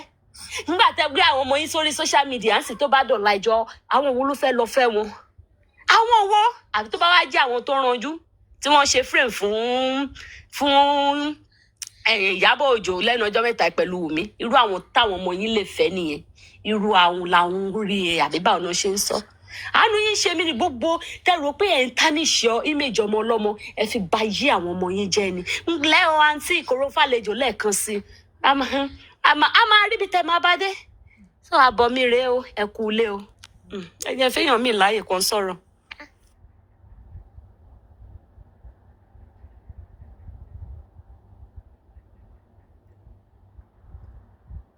Ṣáyà jọ̀ǹgbà ó ló máa bọ́sta àbí òní wá analyze show tèmi. Anyway, mo kàn fẹ́ kẹ́ mọ̀ ní. Àkúdà. Mo kàn fẹ́ kẹ́ mọ̀ ní sista mi. Papa Rhino ti block mi ẹlẹ́dàá mi máa dà fún. Kò ní bàjẹ́ ó pẹ́ kó tó block yìí. Ọ̀rọ̀ dẹ́yìn. Judge, advice or lecture tí ẹ̀yin tẹ̀lé jẹ́ obìnrin tí cause ẹ̀yin ni kíní ẹ̀ máa affect jù. Tí mo dẹ̀ fẹ́ kẹ́yìn tẹ̀ jẹ́ àǹtí mi àti ìyá mi bíbá ìkẹ́kọ̀ọ́ lẹ́kọ̀ọ́. Wọ́n ní George yẹn sọ fún mi pé kí ló dé tẹ́ fi gbà kọ́ lọ sí. Ó act on based on say bàbá ọkọ. What happened there was an awareness for people that don't understand. That woman gave awareness to you women and people, not just women, to everybody. There is a difference between morality and constitution. Morality, tradition, culture is not same as constitution. Nǹkan tó fi bá sọ, òfin ló sọ, ó yàtọ̀ sí pé torí pé ó jọ́ bàbá ọkọ mi, torí ẹ̀yin obìnrin kan kẹ́ má ṣe irú àwọn mistake yìí mọ́. Kẹ́rí nǹkan tó wrong kí a máa sọ pé ẹ fẹ́ kẹ́ family ẹ fẹ́ ṣe bàbá ọkọ, ẹ fẹ́ ṣe ìyá ọkọ mi. Right. Mi ò fẹ́ ṣe ìyá ìyàwó mi. Exactly, ká máa mọ right wa. Ká máa mọ ra. Ó ti yé because agbọ́dọ̀ tí kìíní ẹ bá ti ṣẹlẹ̀ tọ́lọ̀ òde ní jẹ́ kí nǹkan burúkú ṣẹlẹ̀ sí wa ẹ jẹ́ ká wo nǹkan tó fi sọ pé a ṣe gbọ́dọ̀ handle rẹ̀ lélẹ̀. Òfin bàbá irọ́ o irọ́ ẹ lè má ṣe bẹ́ẹ̀ ìyàwó mi ni ẹ jẹ́ káwọn ọlọ́pàá dé kọ́ ọmọ kan tó pọ̀ tó ṣe ìyàwó mi bàbá ẹ má bínú o ìbọn tó kọ́ tèmi ni mo bímọ ọmọ fún yín ẹ jẹ́ káwọn ọlọ́pàá dé because ẹ̀yin obìnrin ló máa ń da kíní yẹn lé lórí bẹ́ẹ̀ gbogbo nǹkan tó ṣẹlẹ̀ yìí èèyàn mélòó ló blame bàbá èèyàn mélòó ló blame bàbá blame tí wọ́n tún blame bàbá ní court èèyàn mélòó náà lórí burúkú yìí ló déta ló fi ṣe lecture ló sọ instead ọtún ìwà obìnrin lọ́tún ṣe kíni lọ́tún ìwà ń drag lórí ọ̀rọ̀ yẹn lẹ́yìn ìgbà tí city ìjọ tún lecture yìí tó jẹ́ kẹ́ mọ̀ pé nǹkan tó fi sọ lélẹ́yìí torí ọjọ́ mi because what they fail to understand is this tí Wùnmí bá rẹ́dì láti di wèrè mọ́ wọn lọ́wọ́ gbogbo ráìtì ló ní láti fi sújò sí torí wọ́n ló sáré lọ sí ọkọ ìyá tó jọ̀jẹ̀ ẹjọ́ yìí ó lo discretion náà láti má jojújò sí ni o ó mọ nǹkan tó yẹ kó ṣẹlẹ̀ because the reality about it is this if Wùnmí ìdẹ́ nígbà míì mo máa ń sọ kankan fún àwọn èèyàn don't always try to be in the good books of everybody. Ọmọ ọ̀rọ̀ kan máa ṣẹlẹ̀ nígbà míì tó bá máa pè é léèyàn burúkú jẹ́ kó pè é léèyàn burúkú. Because ó ń déwájú ó ń dẹjọ́ ó ń dẹ́yìn ó ń dasọ òun lọ̀rọ̀ tó ṣẹlẹ̀ yìí. So ẹ̀yin tẹ́ jẹ́ obìnrin because ẹ̀yin lẹ máa wà situation yìí jù. Wùnmí lè kéré sí gbogbo yín àmọ́ ẹ fẹ́ yìí kẹ́ fi kọ́gbọ́n. Nǹkan burúkú ò ní ṣẹlẹ̀ sí wa o. Àmọ́ life is not a bed of roses. Bẹ́ẹ̀ la ẹ̀yin olóyìnbó ṣe pé kò sí ni o máa gba 1 or 2 kọjá. So ká dúró di irú ọjọ́ tí nǹkan challenge torí a máa dún ẹrù má dààmú ara ẹ̀. Bá sọ pé it can never happen to me, I reject it in Jesus' name. Jesus tó reject in his name òun gba dánwò. In the name of Anabi Muhammad ànírí kìnnìkan Anabi tó sọ yẹn àdánwò. Bíbélì gan mọ̀ ń sọ ó ní nínú ayé ó ní ẹ̀yin yóò rí ìpọ́njú. Ó ti yé yín sísá mi. Go on. Ó ní because Ọlọ́run kò fún wa ní free like báwo ni màá ṣe Ó put it. sọ pé Ọlọ́run ò fún wa ní free kìíní ó yá tún bá mi tẹ̀síwájú. Ọlọ́run kò promise wa ní problem free a máa ní problem. Ọlọ́run ò sọ pé tó bá ra Lamborghini epo ní tán nínú ẹ̀ tún bá mi tẹ̀síwájú. Ó ní sọ ó ní. Ṣé ọgbọ́n àti bá sọ̀dẹ̀ mẹ́wàá lẹ́yìn ìdọ́gbọ́n ẹ̀sìn ọ̀kẹ́ tá a bá parí píìtì yìí ẹ̀sìn ọ̀kẹ́ tá a bá parí píìtì yìí sí ẹ̀ bá ṣe ọ́fìlì ẹ̀yìn ò fẹ́ sọ ọ́fìlì lẹ́yìn dá píìtì dúró. Rẹ̀ sí ni sẹ́. Ọmọ ẹ dédé sí jòsí lọ́rùn tó ní tẹ́ bá sin bọ̀ yìí nǹkan máa ṣe yín. Exactly. Ọmọ yẹn dẹ̀ sọ one of the biggest statements. Wọ́n dẹ̀ lo statement yẹn against ọmọ yẹn. Ó ní ẹ jẹ́ ká lọ ro. Ẹ wá ní kí ló mọ̀ tó ń jẹ́ ro. Ó ti mọ̀ pé bàbá yìí fẹ́ lọ sin ọmọ yìí bàbá yìí ò ní gbọ́. Òun dẹ̀ wà ní òun kẹ̀kẹ́ ló fẹ́ mọ ọkọ tó Ó ti mọ̀ pé tó bá ní pé fọ́nà ro dákàbí ìdílé tàbíbàjẹ́ yàtọ̀ sí pé ó tiẹ̀ mọ̀ pé ó fẹ́ lọ rogan ó ti mọrú bàbá ọkọ tóun ní pé ó ti ìdílé tàbí gbọ́ ni ó ti mọ̀ pé ló bá jà ní ṣe bá jẹ́ kadà gbọ́ náà fún tẹ́rẹ́ ó sọ bàjẹ́ mo fẹ́ sọ ọ̀rọ̀ kò ní bàjẹ́ mo fẹ́ sọ ọ̀rọ̀ àgọ̀ kan. Ẹ má bínú pé wọ́n dé ìdókòwò ló wà lára Oòduà. Ṣé rí rẹ́spẹ̀tì la fi bà Nàìjíríà jẹ́. A dáa fún yín sísítà mi. Àgbàlagbà ni òun ni a fi bà Nàìjíríà jẹ́. Ó jù mí lọ. Ọlọ́mọ yẹn ó dàbí ọmọ wúbè bíi tèmi ni. Tí mo ọmọró àbáyé yín fẹ́ bàjẹ́. Ẹni tí mo bímọ fún tó ń dó bí tajọ́ ń gbé. Kó kí wẹ́rẹ́ mọ́lẹ̀ fún lọ́jọ́ yẹn. Ọlọ́run. My father-in-law. Ká kúlù fún mother-in-law ká kúlù fún father-in-law bẹ́ẹ̀ ṣe. No, presidency mo pé Joe Frame ti kó wọn láyà jẹ. Respect la fi bà Nàìjíríà jẹ́. Ó ti kó wọn láyà jẹ gan. Ẹ ti kó wọn láyà jẹ. Òun náà ní respect ti pọ̀ jù. Respect náà lọ máa fi kó ẹ láyà jẹ. Exactly. Respect náà lọ máa fi kó ẹ láyà jẹ. Ó tọ́ nìkan tí president sọ. Wọ́n bá ti ní respect ìjọba kó ẹ láyà jẹ ni. Bí ẹ̀yin olóyìnbó respect is reciprocal. Ẹni tí ò respect bèbí àwa respect. Ẹni tí ò reciprocate kí ló fẹ́ respect kí ló ó ní ìdè. Tí ò jẹ́ tí ò fún mi ní right mi as a wife. Ẹni tó fẹ́ mi ní ṣúlọ́kà èmi àwa pọ́nlé. Àwọn wèrè náà bá jáde wàá máa gbọ́ his girlfriend his partner ní ṣàǹkan tó dájẹ́ mami rich grace ó nídìí ní ṣàǹkan tó dájẹ́ tẹ́ bá tún pera yín ní èèyàn Ọlọ́run tẹ́ bá tún fi báìbù wàásù ní ṣàǹkan tó dájẹ́. Very rich grace. Sister Morire, George is afraid you wife. I'm telling you ma. Ṣé ti rí pé George fún ara ẹ ti recognize marriage? Imagine. Wọ́n tó lóun gbẹ́gẹ̀. Ó ní òun gbẹ́gẹ̀. Ó fẹ́ ṣe tó tọ̀rọ̀ máa ń le fún un láti fẹ́ gbọ́ èyí tó rẹ̀ ló jẹ́ pé wọ́n ń ṣe kó sọ́wọ́.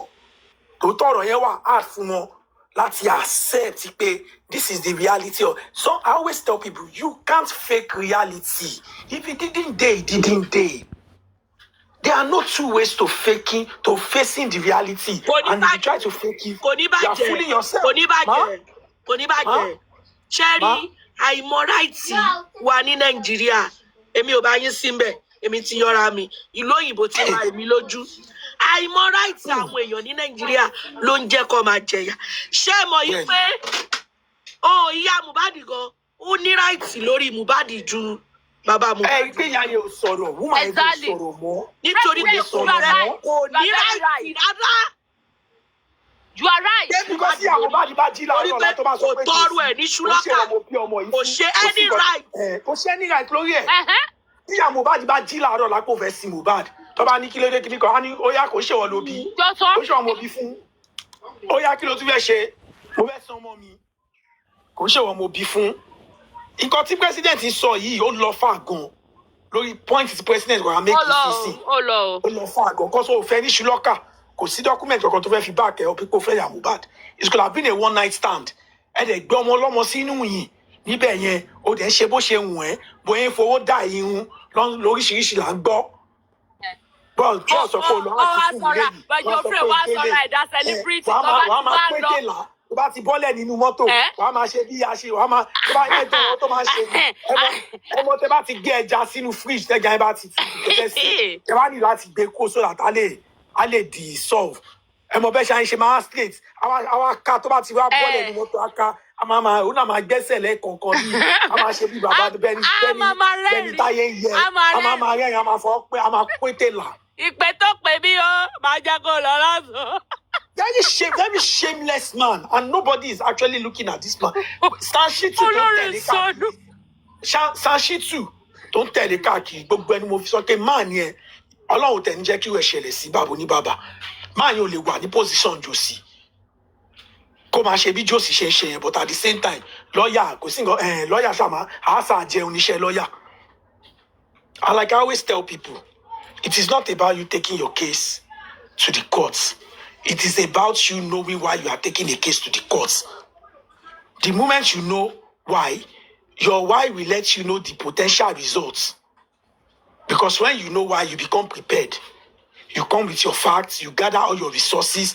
As a matter of fact, you will also suggest sir, under the law, can this be possible? Can we go this route? Can this predict lórí case yìí, òun ló ń padà ṣẹlẹ̀ yìí. Outcome results yìí àwa ti predicted fún gbogbo ti pẹ́. Mélòó ni Baba Rhino predict látijọ́ tó ti ń ṣe live tó ń fún Lion? Mélòó ni aristocrats? Mélòó ni African gbogbo wọn pátá? Mélòó lọ predict gbogbo àtọ́ lọ court tó ń padà to come to pass? It is because we didn't apply sentiment to what we are doing. We are talking based on facts. Exactly. That is being provided that we are seeing day in and out. We trusted the words of the police, what they said, and everything the police to date said has not changed. Exactly. Not, the only thing that can change this thing is if someone can come with a video of Mohbad coming down in his car or running from their flats downstairs. Not until then. Anything may change. In as much as you can't prove all these things, why are you bullying this girl? Why are you subjecting her to bullying? To bullying. Just why ṣe show fún wa o. Kó tẹ̀ wá ṣe show kó dẹ̀ lọ sí Mohbad. Òun ló ní data ẹ̀ kó lọ sí ọmọ lọ́mọ. Enough is enough. Enough is enough. Kó lọ sí ṣé ó dìgbà tí Liam bá bẹ̀rẹ̀ sí ní rìn tó ń lọ school? Tó a sọ fún tó ṣó fẹ́ kí Liam bá wọ witness bọ́ ẹ máa sin bàbá ẹ̀. Bàbá ìkà. Bàbá tó jáde tó sọ pé òun ò dáàtú ọmọ òun tó ṣe tán sọ́kàn kí n kẹ tán lé wọn o. Wọ́n kì í ṣe léyìí o. Ọmọ bí tó ti rí ọmọ tó frame kò ní bá mi yẹ yín sà. Mo máa respect àgbà kò ní bá mi yẹ yín sà. Very ọjọ́ kìíní àná tó ń sọ pé Mohbad tó lọ sí yẹn ò tí kú. Alpha níbo ló wà ń sìn? Ìbò ní Mohbad ò kú gbà yẹn. Lọ́kọ̀ lọ sí bẹ́ẹ̀. There are some people tó bá yẹ pé Ọlọ́run gbéyàn sókè tówó wà ní. There are some people by now wọ́n ń parí kéèsì yìí ó yẹ kí kéèyàn máa petition one after the other. Kọ́ wa máa para court. Pẹ̀lú àwọn oríṣiríṣi nǹkan tó ti sọ regarding cooking up conspiracy wà láìpẹ́ láìsí wọn láti láwa. Bókọ̀ máa ò fẹ́ rí dàpọ̀ ẹ̀ báyìí ni pé o máa rò pé bóyá ó mọ̀ pàwọ́ kan mọ bó ṣe ń lọ presently. Ó mọ̀ pàwọ́ kan mọ bó ṣe ń lọ presently. Báyìí sọ ó mọ̀ pàwọ́ kan mọ̀ pé he is a nobody. Even the politicians that can say leave am, they are avoiding it because they don't know say he be blackmailer. They already know the kind of person he is. They know he's not someone you can. Anyone, I've told people. Anyone you see fraternizing with CC integrity, anyone you see, that person has skeleton in their cupboard. That person, you don't have any reason to be friends with such a person. Because if you look at how he moves in a way that he prepare for your downfall. He prepare for something to happen. What have any peke me ati bene by wa insia sister mi o kama gist kama se gbogbo e ki wa ma screenshot gbogbo nkan temi ati bene that is so ki ma screenshot e bóyá àwọn àmì important ṣe